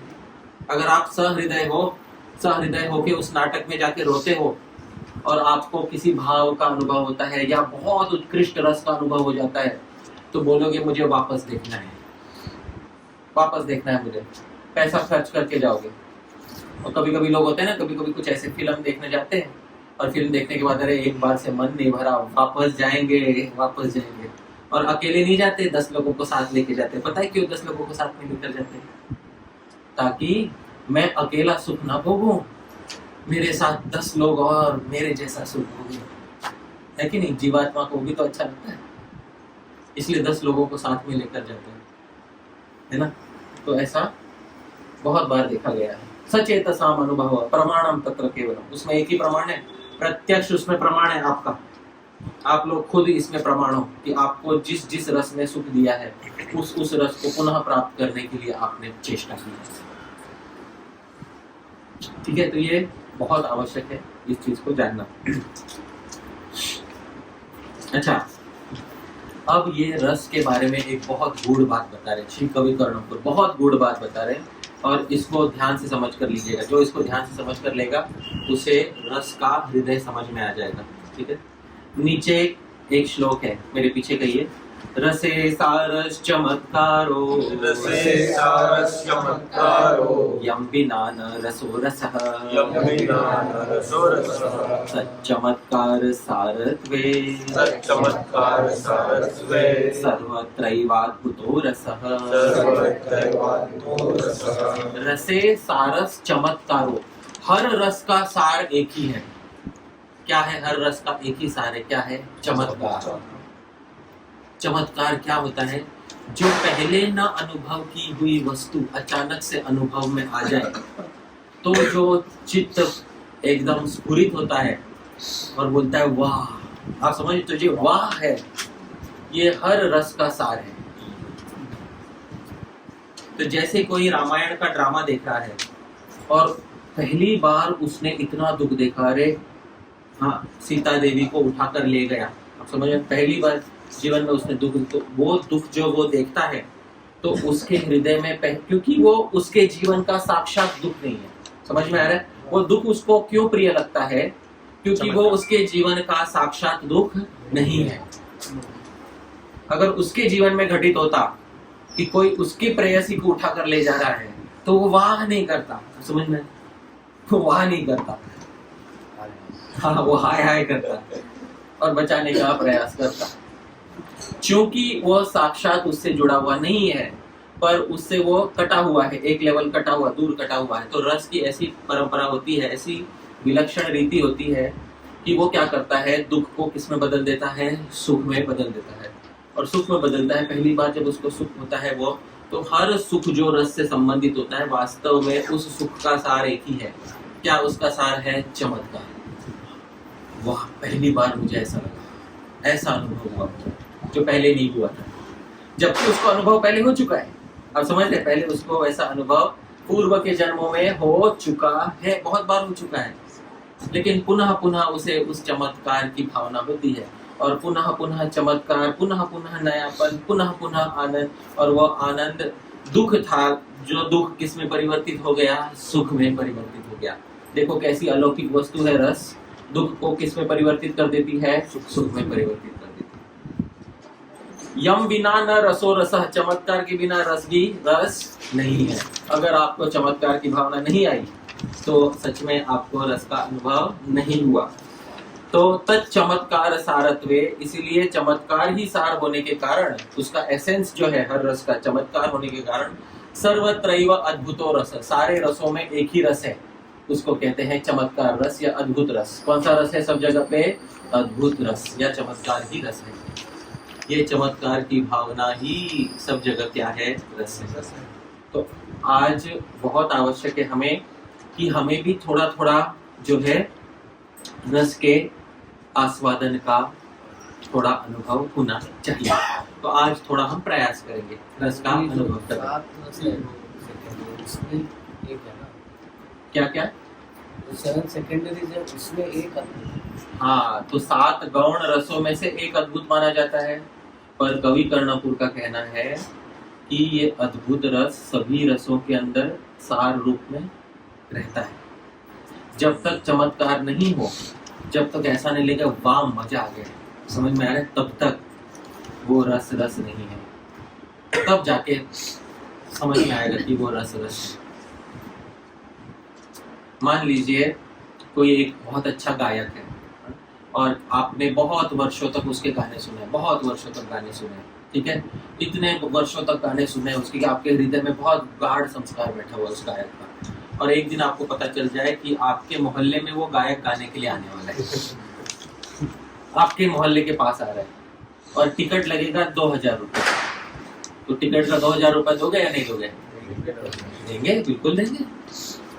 अरे वो तो रोज सुनते हो उसको वो उसके गाय को 2000 रुपये दे। नहीं नहीं नहीं नहीं, प्रत्यक्ष में मुझे देखना है उसको गाते हुए, ठीक है। और प्रत्यक्ष में आता है, और प्रत्यक्ष में आते जब पहली बार ऐसे नहीं आता, तुरंत स्टेज पे नहीं आ जाता, पहले पीछे से उसकी आवाज आती है। समझ, जैसे ही उसकी पीछे से आवाज आती है, हृदय में कौन सी भावना उत्पन्न हो जाती है? कौन सी भावना? चमत्कार। तो क्योंकि दिखाई तो नहीं दे रहा, पहले उसकी क्या आ रही है? आवाज आ रही है। तो वो आवाज सुनते ही पहले हृदय में क्या भावना उत्पन्न होती है? चमत्कार। अरे आ गया, समझ में आया। और जैसे ही फिर एक धमाके के साथ उसको स्टेज पर लाया जाता है, तो फिर सारी जो जनता होती है पागल हो, आपने देखा होगा कभी, समझ में, जनता पूरी पागल हो जाती है। लेकिन ऐसे ही तो हाँ, लोगों में संचार किया जाता है भाव और रस का। तो इसी को आस्वादन करने के लिए व्यक्ति पुनः पुनः नाट्य देखने जाता है, पुनः पुनः संगीत देखने जाता है, पुनः पुनः कोई फिल्म देखने जाता है। ये बात है, ऐसा है, ठीक है। तो ये थोड़ा हमें भी अनुभव करना आवश्यक है। पर ये जो भौतिक संसार में जो रस होते हैं, केवल इन रसों से हमारा जीवन सफल नहीं होगा। क्यों सफल नहीं होगा भौतिक संसार के रसों से? क्योंकि भौतिक संसार के रसों में दुख तो चले जाते हैं, इतना निश्चित है, दुख क्या हो जाते हैं? चले जाते हैं। सुख का अनुभव होता है, पर जैसे ही बाहर निकलो पुनः क्या हो जाता है? दुख का अनुभव हो जाता है। क्यों? क्योंकि वो रस को प्राप्त करने के लिए आपको रंगमंच आवश्यक है, एक नाट्य देखना आवश्यक है, वो पात्र आवश्यक है। आप समझ रहे हो? तो वो बहुत कठिनाई से एक जगह पे संयोग होता है। भक्ति में क्या होता है? भक्ति के रसों में आपका हृदय ही रंगमंच बन जाता है। समझ रहे? ये रस को थोड़ा सा हाँ, उसका कल्चर हृदय में बिठाना, इसके संस्कार बिठाना थोड़ा कठिन होता है। सबके हृदय में आराम से संस्कार बैठते नहीं, पर एक बार बैठ जाते हैं, भक्ति के संस्कार बैठ जाते हैं, तो हृदय में ही आपका रंगमंच होता है, उसी में आपको आस्वादन होने लगता है। अच्छा, सबसे अच्छी बात क्या है पता है? जब ये रस धीरे धीरे धीरे और परिपक्व हो जाता है, तो भगवान आपको उस लीला में एक पात्र भी बना लेते हैं, है कि नहीं? जो कि साधारण रसों में, नाट्य में संभव नहीं है। तो जब आप ही इस जीवन के बाद भगवान की लीला में एक गोपी, मंजरी इत्यादि बनने का सौभाग्य प्राप्त होगा, तब ऐसा सौभाग्य कौन प्राप्त नहीं करना चाहेगा? समझ रहे? तो ये रस के माध्यम से जो साधना होती है, इसके लिए व्यक्ति को रसिक होना आवश्यक है। आज मैं थोड़ा थोड़ा श्रीमद् भागवत से, श्री कृष्ण लीला से कुछ रस बताऊंगा, और इसमें चमत्कार मुख्य रखूंगा मैं। तो चमत्कार को मुख्य बनाने वाले कवि श्री हरिसूरी है, बहुत चमत्कार, आश्चर्य रस को मुख्य मानते हैं, समझ रहे? वो इसमें बहुत विश्वास रखते हैं। रसे सारस चमत्कार है, यम विना न रसो रस। रस का सार एक ही है, क्या है रस का सार? चमत्कार। बिना चमत्कार के कोई भी रस नहीं होता है। अच्छा, अब श्री हरिसूरी जी के कुछ श्लोक हम लेते हैं। दृश्य काव्य है या श्रव्य काव्य है? श्रव्य काव्य, ठीक है, श्रव्य काव्य है। ग्रंथ का नाम है भक्ति रसायनम, ठीक है। अब आप में से कुछ होंगे जो सुनने के बाद भी लगेगा अरे मजा नहीं आया, समझ में आ रहा है, ऐसे कुछ होंगे, ठीक है। तो काव्य में उसको कहते हैं अरसिक। क्या कहते हैं उसको? इसमें काव्य का दोष नहीं है, बिल्कुल दोष नहीं है। नहीं, मुझे मजा नहीं आया तो कवि बेकार है जो है ना, ये होती है अरसिकों की भावना। कवि बहुत सुसंस्कृत है ना। कवि ने जिस श्रेणी की कविता लिखी, हम उस श्रेणी की कविता कभी भी नहीं लिख सकते। हमारी कविता कैसी होती है पता है? हाँ, मच्छर जी ने मुझको काटा, मेरा पड़ गया उनको चाटा, फिर मच्छर जी कर गए इस दुनिया को टाटा। समझा? ये हमारी कविता का स्टैंडर्ड है। जिस श्रेणी पे कवि लिख रहे हैं वो श्रेणी बहुत ऊंची है, बहुत ऊंचे कोटि के रसिक हैं। उनको बता रहे हैं। भगवान गोचारण लीला दशम स्कंद में बताई। कौन सी लीला बताई है? गोचारण लीला। भगवान पहले वत्सों को चराते थे। वत्स मतलब किसको कहते? छोटे बछड़ों को चराते थे। छोटे बछड़ों को चराने के बाद, छोटे थे तो छोटे बछड़ों को ही दिए थे उनके हाथ में, और फिर भगवान जिद करने लगे कुछ समय के बाद, नहीं अब मैं क्या चराऊंगा, अब मैं गाय चराऊंगा। तो यही इसी कार्तिक मास में भगवान के दीक्षा हुई थी। तो वो भगवान को बोले थे हाँ अब तुमको अधिकार है, जाओ बड़ी बड़ी गैयाओं को लेकर जाओ। लेकिन फिर भी भगवान को थोड़ी थोड़ी गैयाएं दी गई थी, मुख्य रूप से तो बछड़े ही लेकर जाते थे ऐसा। तो उसी प्रसंग में भगवान पहली बार जो है वन के अंदर, थोड़ा भीतर वन में, डीप फॉरेस्ट बोलते हैं ना जिसको, हाँ, गहन वन में प्रवेश करते हैं। तो ये कार्तिक मास में हुआ था। अब ये कार्तिक मास में कौन सी ऋतु चल रही है, कोई बताएगा मुझे? शरद ऋतु चल रही, ठीक है। शरद पूर्णिमा के नाम से याद आ जाना चाहिए। कौन सी ऋतु चल रही है कार्तिक मास में? शरद। शरद ऋतु में पत्तों का झड़ जाना होता है, जलाशयों का स्वच्छ हो जाना होता है। समझ में आ रहा है? ये सब कितने 6 ऋतु हुए हैं भारत में, इसका ज्ञान हमें होना चाहिए। नहीं तो पेड़ों के नाम पता नहीं, पक्षियों के नाम पता नहीं, हाँ, ऋतुओं के नाम पता नहीं, कुछ पता नहीं, और मुझे रस का आस्वादन क्यों नहीं होता? हाँ भाई, क्योंकि तुम अंधे हो इस वक्त पूरे विषय में, तुम्हें पता ही नहीं 6 ऋतुओं के नाम क्या है, वृक्षों के नाम क्या है, पुष्पों के नाम क्या है, पक्षियों के नाम क्या है, जानवरों के नाम क्या है, पता ही नहीं। इस विषय में अज्ञान के कारण तुम्हें रस का आस्वादन नहीं हो रहा है। नाम और उसके कुछ गुण पता होने चाहिए। शरद ऋतु में पहली चीज क्या होती है? पत्ते झड़ते हैं, जलाशय क्या हो जाते हैं? स्वच्छ हो जाते हैं, और रात को एक बहुत अच्छी सुगंध आती है, जिसे मराठी में रात रानी कहते हैं। रात रानी पता है ना? हाँ, ये सुगंध आती है रात को। मुंबई में नहीं आती होगी, है ना? मुंबई में नहीं आती होगी ये सुगंध, क्योंकि हम द्वेषी हैं अच्छी चीजों के। हम द्वेषी हैं मुंबई में, सही बात है कि नहीं? हाँ, अच्छी चीजों के तो हम द्वेषी बन बैठे हैं, इसीलिए। तो ये शरद ऋतु में होता है ये सब, ठीक है। और फिर जलाशय इतने अच्छे होते। उसी ऋतु में भगवान ने निर्णय लिया मैं गहन वन में जाऊंगा। पहली बार हाँ, जब भगवान ने इतने सारे गौओं को पालन करने का निर्णय लिया, तब श्री हरि सूरी जी बोलते भगवान क्या सोच रहे थे, क्या सोचकर भगवान ने इतने सारे गायों को पालने का निर्णय लिया। उसका हेतु बताते हैं, उसका कारण बताते हैं। उत्प्रेक्षा अलंकार कहते हैं उसको। उत्प्रेक्षा मतलब इतिहास में कोई घटना हो गई है और उसके पीछे का गूढ़ कारण कवि बता रहा है, हाँ? और ये गूढ़ कारण श्री कृष्ण के हृदय में था और उन्होंने कवि श्री हरि सूरी जी के हृदय में ये कारण दिया, भगवान ने क्यों बहुत सारे गौओं को पालन करने का निर्णय लिया। वो श्लोक है, मैं गाऊंगा, मेरे पीछे पीछे गाइएगा। भक्ति रसायनम से श्लोक है। भूत्वानंत गवावनैकरसिका स्यार्कस्य वंशे पुरा।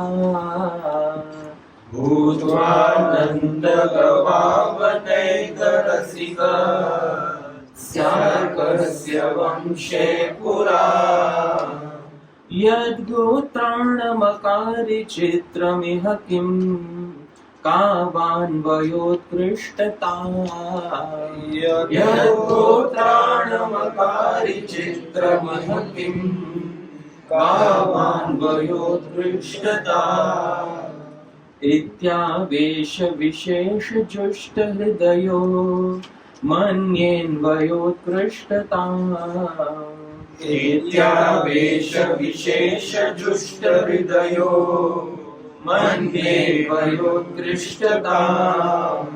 प्रेप्सु क्षिप्रमिहाच्चकांक्ष भगवान् निसंख्य गोपालनम्। प्रेप्सु क्षिप्रमिहाच्चकांक्ष भगवान् निसंख्य गोपालनम्। ध्यान से सुनिए, भगवान सोच रहे थे मन में, श्री कृष्ण क्या सोच रहे थे। भूत्वानंत गवावनैकरसिका। अरे मैं तो पहले जन्म में, पिछले जन्म में, श्री कृष्ण के पिछले पहले कौन सा जन्म हुआ था उनका? भगवान राम। भूत्वा पिछले जन्म में अनेक गव अवन अनेक रसिकस्य अर्कस्य वंश। अर्क सूर्य का एक नाम क्या है? अर्क। तो अर्कस्य वंशे पुरा, मैं अर्क के वंश में हुआ था, सूर्य के वंश में पहले हुआ था मैं। और ये सूर्य ऐसा है, ये अनंत गौ की रक्षा करता है। क्या करता है ये? अनंत गौ की। गौ का अर्थ किरण भी होता है। क्या होता है गौ का अर्थ? किरण। तो अनेक किरणों को आश्रय देने वाला, अनेक गौओं को आश्रय देने वाला ऐसा था मेरा कुल का पति सूर्य। और उस वंश में पैदा होकर भी यद गोत्राणम अकारी, मैंने केवल एक ही गौ की रक्षा की उस जन्म में। गौ का दूसरा अर्थ पृथ्वी भी होता है, समझ में आ रहा है? उस जन्म में मैंने कितने गौ की रक्षा की? एक ही गौ की रक्षा की। कावान, क्या मैंने अपने कुल का नाम बढ़ाया वहां पे? बिल्कुल नहीं बढ़ाया, क्योंकि मेरे कुल का स्वामी सूर्य तो अनंत गौ, वहां पे गौ का क्या अर्थ हुआ? किरण की रक्षा करता है। पर उस राम अवतार में मैंने एक ही गौ, गौ का दूसरा अर्थ क्या है? पृथ्वी की रक्षा की। क्या मैंने अपने कुल का नाम आगे बढ़ाया? नहीं। इत्यावेश विशिष्ट जुष्ट विशेष जुष्ट हृदय। अब मन में आवेश आ गया भगवान के, इस बार वापस मौका मिला है। इस बार भी दूसरे कुल में जन्म मिला है जो अनंत गौओं की रक्षा करता है। इस बार कौन से कुल में जन्म मिला है? चंद्र वंश में है। और चंद्र भी अनेक गौ, गौ का वापस क्या अर्थ हो गया? किरण की रक्षा। अब वापस मौका मिला है, अब नहीं जाने दूंगा। तो भगवान ने सोचा इस बार का मौका नहीं छोड़ना है। इस बार साक्षात असंख्य निसंख्य गोपालनम, इस बार अपने वंश का नाम ऊंचा करूंगा। और इस बार इसलिए भगवान ने असंख्य गौओं का साक्षात पालन किया। लेकिन यदि आपके हृदय में थोड़ी भी चमत्कार की भावना आई, तो वो हृदय में जो चमत्कार की भावना थी, रसे सारस चमत्कार यम विना न रसो रसः, ये रस का सार था। बहुत रस का जो मक्खन निकाला जाता है ना, एकदम रस का मक्खन निकाला गया ना, वो है ये चमत्कार। रसे सारस चमत्कार यम विना न रसो रसः, इसके बिना रस रस नहीं है। अब ये जो सुख है ना, आपको भले थोड़ी मात्रा में मिला हो। अच्छा, थोड़ी मात्रा में क्यों मिला पता है? वो इसलिए मिला क्योंकि हम श्री कृष्ण से सहृदय नहीं है। हम क्या नहीं है? श्री कृष्ण से सहृदय। और यदि सहृदय होते तो सुनने वाले रो पड़ते। हाँ, थोड़ा हृदय में एक इमोशन होता है, क्योंकि हम श्री कृष्ण को अपना नहीं मानते, और अपना न मानने का कारण है अनंत जन्मों में जमी हुई जड़ अविद्या। इस कारण से श्री कृष्ण को अपना नहीं मानते। यदि श्री कृष्ण को अपना माने और यदि सच्चे हृदय के हों, तो श्री कृष्ण के विषय में थोड़ी सी भी बात सुनने से व्यक्ति के हृदय में तुरंत चमत्कार उत्पन्न होकर व्यक्ति के हृदय में वो भावनाएं उत्पन्न होंगी। ठीक है, कोई बात नहीं, हम एक पर नहीं रुकेंगे, ठीक है, हम थोड़ा आगे बढ़ेंगे। भगवान ने जैसे ही वन में प्रवेश किया, अरे भगवान ने जैसे ही वन में प्रवेश किया, श्रीमद् भागवत में वर्णन है, वन में सारे पेड़ पत्ते खिल गए, सब खिल गए, पुष्प उगाए, फल उगाए। अरे मुझे बताओ, ऋतु कौन सी चल रही है? शरद। शरद ऋतु में कौन सी ऋतु पैदा हो गई? बसंत ऋतु पैदा हो गई। सोचिए, भगवान पहली बार वन में गए शरद ऋतु में, शरद ऋतु में प्रवेश करते ही वसंत ऋतु का प्राकट्य हो गया। इसी से समझ में आता है जो आचार्य कहते हैं, गोलोक वृंदावन में सारी ऋतुएं एक साथ रहती हैं, किसी भी ऋतु में कोई भी ऋतु उपस्थित हो सकती है। भगवान की लीला को पोषित करने के लिए किसी भी ऋतु में कोई भी ऋतु उपस्थित हो सकती है। तो भगवान, हमको लगता है ये तो सब, हाँ ये कैसे संभव है, हमने तो नहीं देखा, समझ में, हमने तो नहीं देखा, है ना। श्री जीव गोस्वामी समझाते हैं, जिन मूढ़ बुद्धियों को ये समझ में नहीं आता या संशय होता है, उनको संसार के एक दृष्टांत से समझाते हैं, बहुत अच्छा दृष्टांत देते हैं। बोलते हैं कुछ औषधियां ऐसी रहती है जिससे पित्त शांत होता है, पता होगा आपको, पित्त रोग होता है ना, हाँ, कुछ एसिडिटी बोलते हैं। कुछ औषधियां होती है जिससे कौन सा रोग शांत होता है? पित्त। कुछ औषधि होती है जिससे वात रोग शांत होता है। कुछ औषधियां ऐसी होती है जिससे कौन सा रोग शांत होता है? कफ। और कुछ औषधि ऐसी होती है त्रिकटु त्रिफला जैसी, जिससे एक साथ जो चाहे वो कफ, वात या पित्त तीनों एक साथ शांत हो सकते हैं। संसार में भी ये रीति है, कुछ कुछ चीजें ऐसी देखी जाती हैं जो एक में भी दूसरे का काम कर जाए, समझ में आ रहा है। वैसे ही आध्यात्मिक जगत का तो किमोत क्या कहना। शरद ऋतु में कौन सी ऋतु उपस्थित हो गई? बसंत। श्री हरि सूर्य जी तुरंत बोलते हैं, देखो क्या बसंत ऋतु क्यों उपस्थित हो गई। नीचे का श्लोक, वने लसन्तं प्रसमीक्ष्य माधवम् अनंत शाखागमबोधितागमम् स्वतुल्यमेवात्मविभूति वैभवम् जानन्ययौ तद्विपिनं समाधवः। भगवान ने अंदर प्रवेश करने से पहले देखा, मेरे प्रवेश करने से पहले ही देखा, क्या देखा? वने लसंतम प्रसमीक्ष्य माधवम। वने लसंतम, अरे वन में तो बहुत अच्छे से जगमगा उठा है ये ऋतु। कौन सी ऋतु जगमगा उठी है? वसंत। अरे वसंत का ही तो वैष्णव कैलेंडर कौन से मास कहते, कौन सा मास कहते हैं वसंत ऋतु को? कौन से मास में आती है? वसंत का ही दूसरा नाम है माधव, माधव मास। समझ में आ रहा है? स्प्रिंग सीजन कौन से ऋतु में आता है? माधव मास में आता है। वने लसंतम प्रसमीक्ष्य माधवम। वन में भगवान ने देखा माधव जगमगा रहा है। माधव ने देखा वन में कौन जगमगा रहा है? माधव जगमगा रहा है। चमत्कार है कि नहीं? माधव ने देखा वन में क्या जगमगा रहा है? माधव। अच्छा, वो माधव भी मेरे जैसा है? अरे वो भी माधव है और मैं भी कौन हूँ? माधव हूँ। और हम दोनों में एक और बात भी समान है, अनंत शाखा गम बोधितागमम्। वो जो माधव है, वो वाला माधव मतलब क्या है? वो पसंद है। वो जो माधव है अनंत शाखा गम बोधितागमम्, उसका पता चलता है क्योंकि अनंत शाखाएं खिल उठी हैं। अनंत शाखाओं से पता चलता है कि कौन सा ऋतु आ गई है? माधव ऋतु आ गई है। और जब मैं आता हूँ अनंत शाखा गमबो, तब वेदों की अनंत शाखाओं को भी पता चल जाता है, वो भी वर्णन करने लगती हैं कि कौन आ गया है? माधव आ गया है। अरे वाह, हाँ, माता जी कह बेटी ओ ये जो है ना, ये कौन से रस का सार है, क्या कहते हैं इसको, चमत्कार। यम बिना न रसो रसः, इसके बिना रस रस नहीं होता, है ना।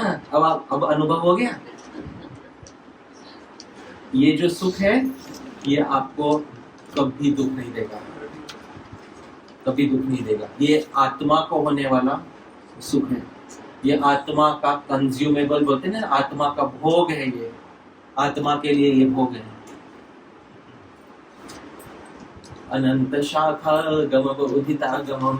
तो श्री हरि सूरी जी बोलते हैं, देखो इस माधव ने देखा, उसका नाम भी क्या है, माधव। वन में भी माधव जगमगा रहा है, और वो माधव जगमगा रहा है, ये पता चलता है अनंत शाखाओं का आगम हो गया है।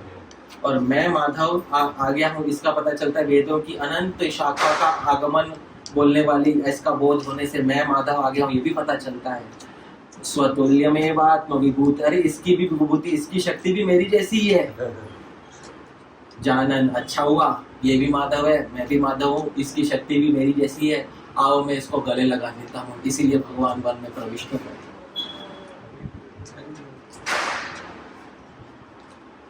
है कि नहीं? कवि बहुत ऊंचे दर्जे का है, बहुत ऊंचे। कवि को ऐसा मत समझना, कवि बहुत ऊंचे दर्जे का है।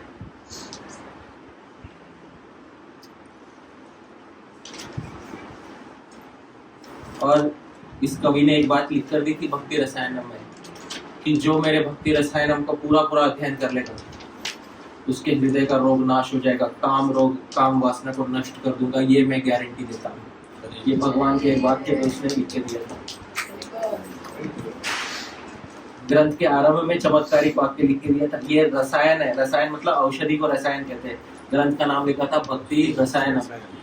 आयुर्वेद रसायन होता है ना, तो रसायन काम करता है रोग नाश करने का, और ये रसायन हृदय को पहुंचने वाला है।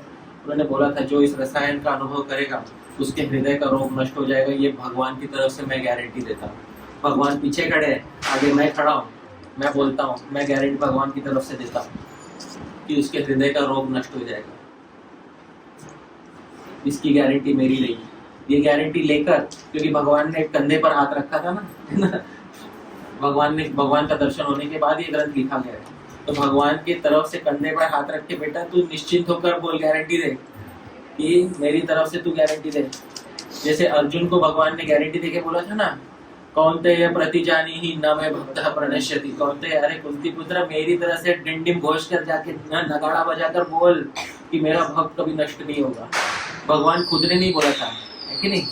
भगवान ने खुद ने नहीं बोला था, भगवान ने अर्जुन के मुख से बुलवाया था कि मेरा भक्त नष्ट नहीं होगा। क्यों? क्योंकि कोई भगवान बोले अपने मुंह में या मिट्टू तो सब बन सकते हैं, है कि नहीं है? अर्जुन तू मेरी तरफ से बोल कि मेरा भक्त कभी नष्ट नहीं होगा। वैसे हरि सूरी जी के मुख से बुलवाया, जो एक बार रसायन का आस्वादन करेगा, भक्ति रसायन का, उसके हृदय का रोग नष्ट हो जाएगा और उसको वो सुख की प्राप्ति होगी, उस सुख की प्राप्ति होगी जिस सुख के लिए उसको कभी भी पुनः मनुष्य संसार का मुख नहीं देखना पड़ेगा उसको।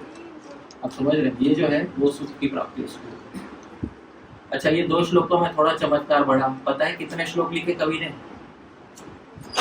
4700 श्लोक लिखे कवि ने भगवान की लीला को वर्णन करने के।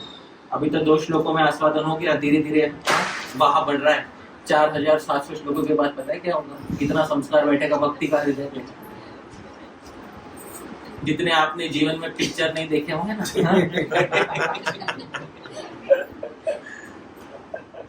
उतने संस्कार बैठने वाले चित्त पे। बराबर धोकर निकालेंगे सब चीज, अच्छा धोकर निकालेंगे। भक्ति से ही हृदय के संस्कार, गंदे संस्कार धुलते हैं। उसके लिए कवि सबसे उत्कृष्ट है। और कवि भी ऐसा है ना, पहले बाकी के स्कंद नहीं छुआ है, सीधा कौन से स्कंद छू लिया है? दशम स्कंद, जो हमें चाहिए। इसलिए मैं एक बात कहता हूँ, अगर कभी, ये तो बाद में हुए कवि, अगर चैतन्य महाप्रभु के समय हुए तो बोलते ना, तुम चैतन्य महाप्रभु बोलते हो, आनंद आ गया। काव्य की सफलता ही है। अपने अनुयायियों से कहते रूप गोस्वामी इत्यादि से, इनके ग्रंथ की कॉपी बनाकर रख लो, हाँ, बैठ के हम आस्वादन करेंगे। अच्छा, भगवान वन में घुसे, उसके बाद भी तो कुछ हुआ और चमत्कार हुआ। पता है क्या हुआ? वृक्षों पे फल लद गए थे। क्या लद गए थे? वृक्षों पे फल। कौन सी ऋतु में? शरद ऋतु में वृक्षों पे फल लद गए बिना पेस्टिसाइड के। आप समझ रहे हैं ना? फल लद गए वृक्षों पे। जो फल माधव ऋतु में आने वाले थे वो फल इस शरद ऋतु में आ गए। अच्छा, उससे भी एक बड़ी बात हुई, जब भगवान अंदर चल के गए वृक्षों ने झुककर अपने फल दिए भगवान को। समझ, वृक्षों ने झुककर अपने फल भगवान को अर्पण किए। उस समय पता है भगवान बलराम जी को कह रहे थे, देखो वृक्ष आपको फल अर्पण कर रहे हैं। बलराम जी को बोले, देखो वृक्ष किसको फल अर्पण कर रहे हैं? आपको कर रहे हैं। जबकि वृक्ष वास्तव में किसको फल अर्पण कर रहे थे? श्री कृष्ण को अर्पण कर रहे थे। लेकिन बड़े भाई को हमेशा क्रेडिट दे देना चाहिए, इसमें समझदारी है कि नहीं? तो बलराम जी को बोले, देखो आपको देखकर वृक्ष क्या कर रहे हैं? फल अर्पण कर रहे हैं। उन्हीं की भावना को कवि अपने शब्द में बोलते हैं। बहुत अच्छा छंद है, पृथ्वी छंद। ठीक है, मैं गाऊंगा, मेरे पीछे पीछे गाइएगा। लघूनवित गोगणानपि निरीक्षण सम्प्रति लघूनवित गोगणानपि निरीक्षण सम्प्रति नमन्ति उर्फलार्पणैः सतत विप्रसंगा इमे। नमन्ति उर्फलार्पणैः सतत विप्रसंगा इमे। अहो वननिवासिनाम् अतिथि सत्कृते प्रेमता।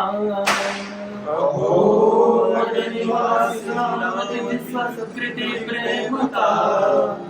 सुवेष्णुपदगामिता तदुचितेति मन्यामहे। सुवेष्णुपदगामिता तदुचितेति मन्यामहे। भगवान बलराम जी को कह रहे हैं, लघूनवित गोगणा। लघून, अरे हम तो बहुत छोटे लोग हैं। समझ रहे हो? हम बहुत कैसे लोग हैं? छोटे। छोटे के दो मतलब है, उम्र से छोटे और दूसरा समाज में छोटे।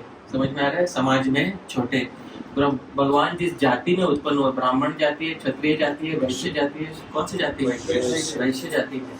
और गीता में ही भगवान बोलते हैं, हाँ, स्त्री शूद्र वैश्य, हाँ, इन तीनों को भगवान ज्यादा ऊंचा नहीं गिनते हैं। आप समझ रहे हैं? तो हम छोटी जाति में, लघुन अवित गोगणान, गौओं से चारों ओर से ढके हुए हैं। पता नहीं चलता हम गौओं की रक्षा कर रहे हैं या गाय हमारी रक्षा कर रही है, पता नहीं चल रहा है।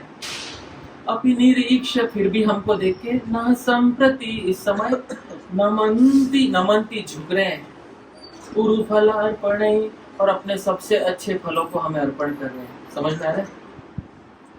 फल का दो अर्थ होता है, एक जो वृक्ष पे लगता है वो, और जो कर्मों के बाद प्राप्त होता है वो। तो हमें भगवान समझ के अपने जीवन के कर्मों के फल अर्पण करने हैं, है कि नहीं? सतत विप्रसंगा इमे, निश्चित ही ने सतत ब्राह्मणों का, द्विजों का संग प्राप्त हुआ रहेगा, तब जाके अपने जीवन के फल अर्पण कर रहे हैं। अच्छा, वृक्षों को ब्राह्मणों का संग प्राप्त हुआ है, द्विजों का संग प्राप्त होता है? नहीं। हाँ, द्विज का एक दूसरा अर्थ होता है पक्षी, क्योंकि द्विज का मतलब जो दो बार पैदा होता है। पक्षी एक बार अंडे से पैदा होता है, दूसरी बार अंडा तोड़कर बाहर निकलता है। तो इन्हें सतत द्विजों का संग प्राप्त हुआ है ना? इसीलिए तो इनमें इतने अच्छा संस्कार है कि ये हमें भगवान समझ के अपने जीवन के फल अर्पण कर रहे हैं। फिर बोल रहे, अहो वन निवासिनाम अतिथि सत्कृति प्रेमता। अरे वनवासियों का अतिथि सत्कार तो देखो कितना अच्छा होता है, कितना अच्छा है वनवासियों का अतिथि सत्कार। हाँ, शहर वालों का कभी ऐसा अतिथि सत्कार नहीं करते। शहर वाले पता है क्या करते हैं? पहले उनके घर पे डोरबेल बजानी पड़ती है, फिर वो देखते हैं कोई चोर तो नहीं है यार।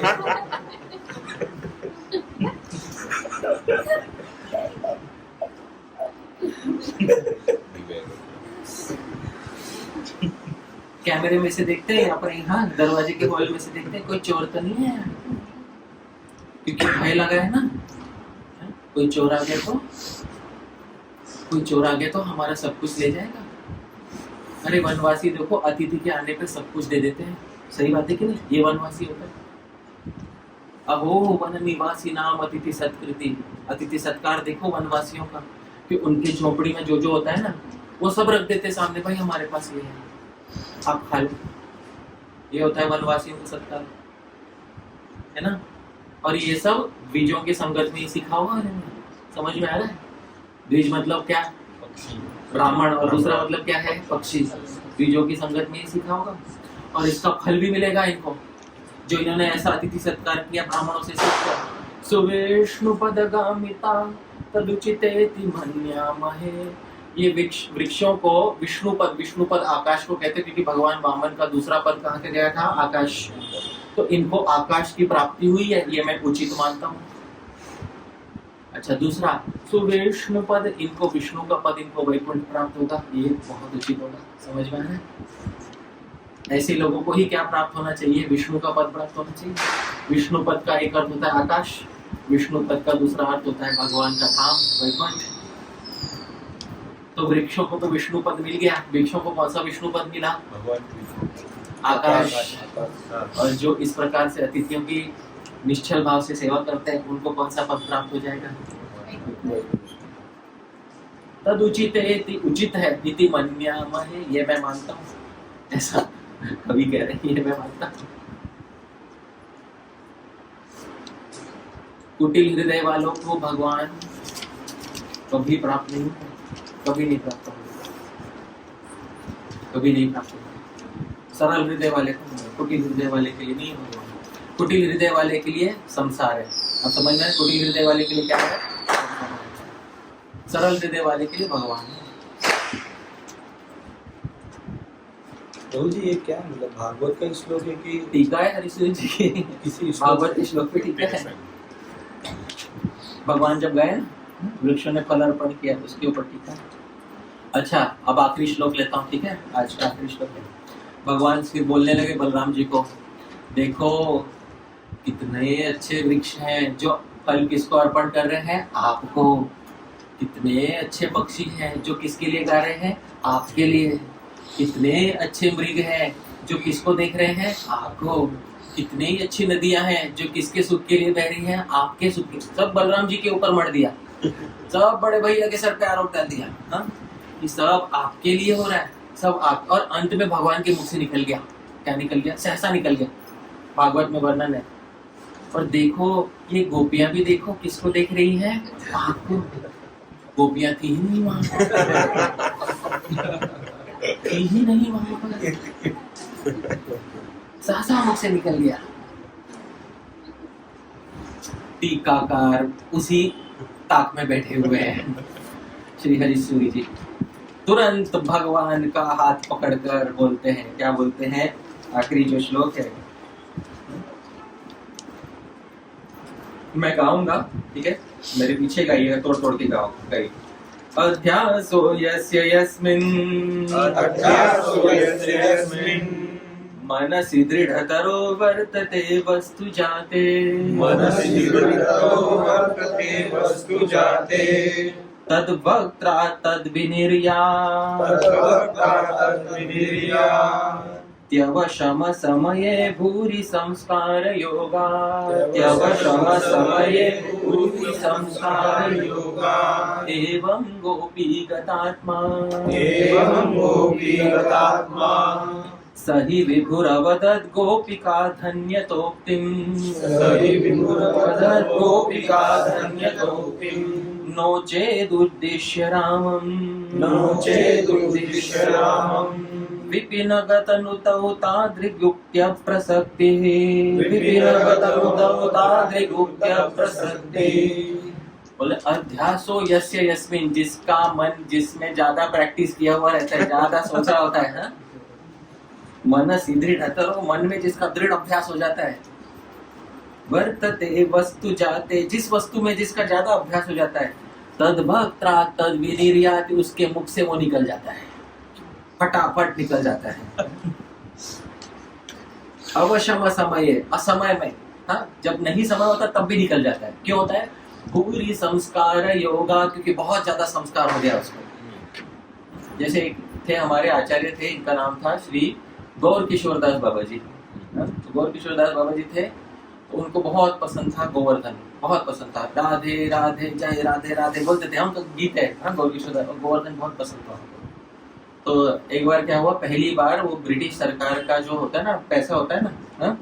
तो पैसा जो है, कोई वो जो नोट होते हैं ना, नोट किसी ने लाया था उनके सामने, वो तो बोलते हैं ये पैसा है, पैसा। तो बोलते गौर किशोर दास बोलते ये कौन सा पैसा, हमने तो कौड़ी देखा है, समझ में आया, ये कौन सा पैसा है। तो उनको बोला नहीं, ये नया छप के आया है। छप के आया, कौन छाप रहा है, हा? तो बोलते गवर्नमेंट छाप रहा है। हाँ, गोवर्धन कौन छाप रहा है? कौन छाप रहा है? गोवर्धन पैसे छाप रहा है। तो ऐसा गोवर्धन नहीं, गवर्नमेंट वो क्या होता है? गवर्नमेंट ही पता नहीं है। गवर्नमेंट सुनते ही मन में क्या आ गया? इसको कहते हैं भूल संस्कार। बहुत अच्छा संस्कार पड़ा हुआ है। बोला है गवर्नमेंट, लेकिन सुनाई क्या दे दिया? गोवर्धन। ऐसा गोवर्धन भी पैसे छापता है क्या? ऐसे नहीं। तो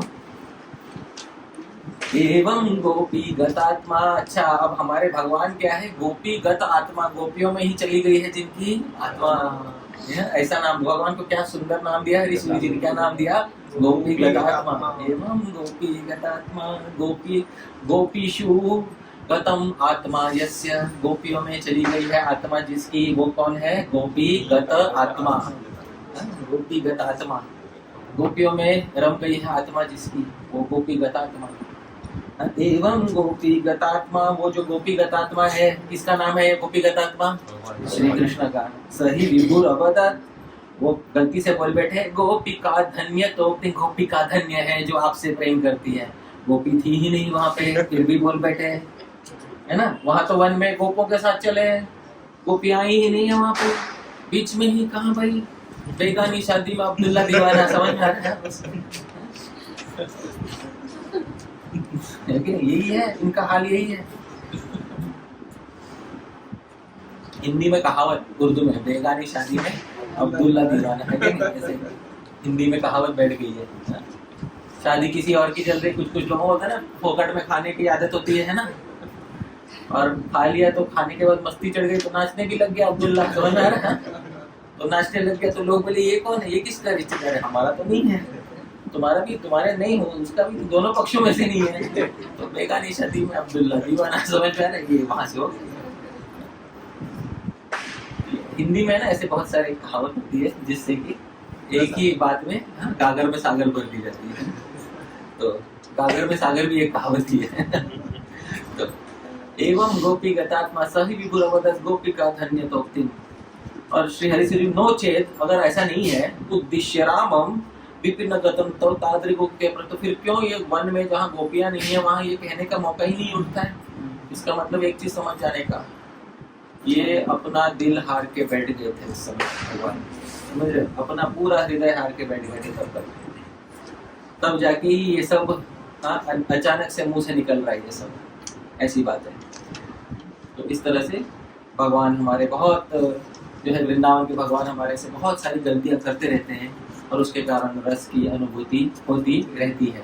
जैसे मैंने बोला, एक बार एक ऐसा हुआ कि श्री राधा को मिलने के बाद भगवान इतना उनके बारे में इतना सोच रहे थे, सामने से चंद्रावली आई, तो चंद्रावली को देख के बोलते हैं राधे क्षेम हेती, हे राधा सब ठीक तो है?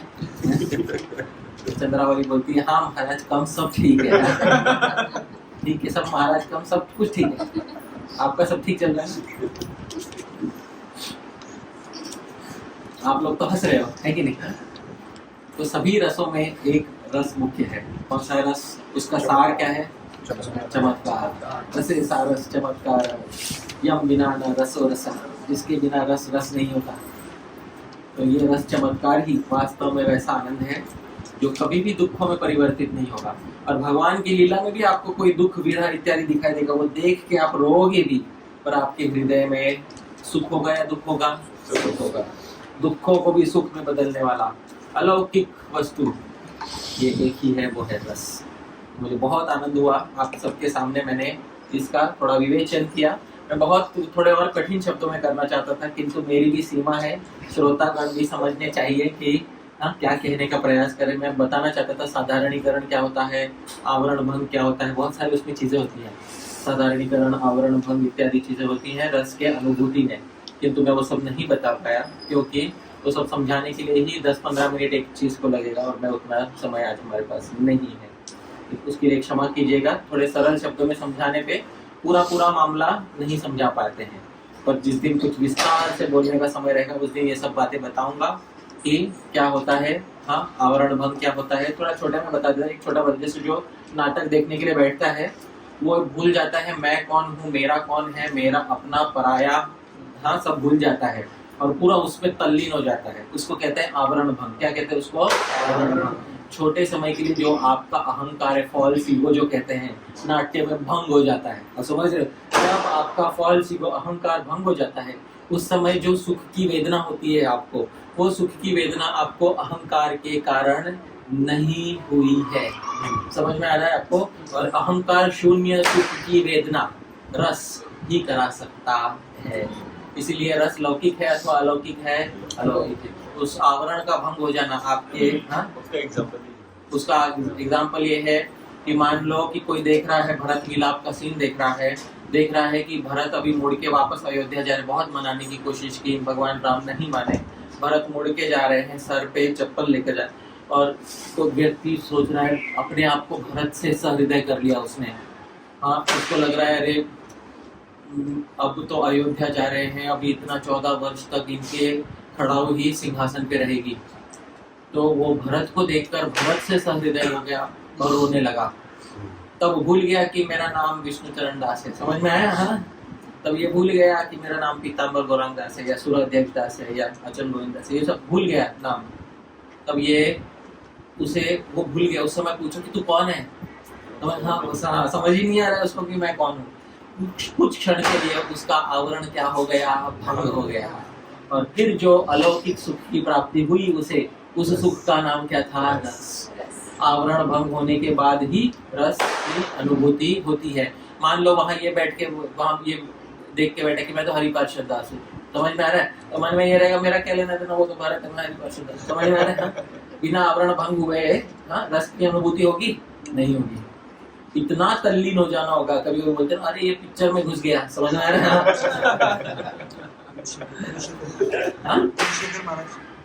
कुलशेखर महाराज का भी ऐसा था। हाँ, तो ये तो कोई होता है ना, अरे तो इतना घुस गया। तो कुछ लोग होते हैं कि पिक्चर के डायलॉग चिल्लाने लग जाते हैं, समझ में आ रहा है, रोने लग जाते हैं, बिलखने लग जाते हैं। तो पिक्चर में घुस गए तो पूरा अरे भाई बाहर निकल उसको थोड़ा उसको हड़का के जगाते, अरे भाई बाहर निकल, तू वो नहीं है, तू ये है। उसका क्या हो गया है कुछ समय के लिए आवरण।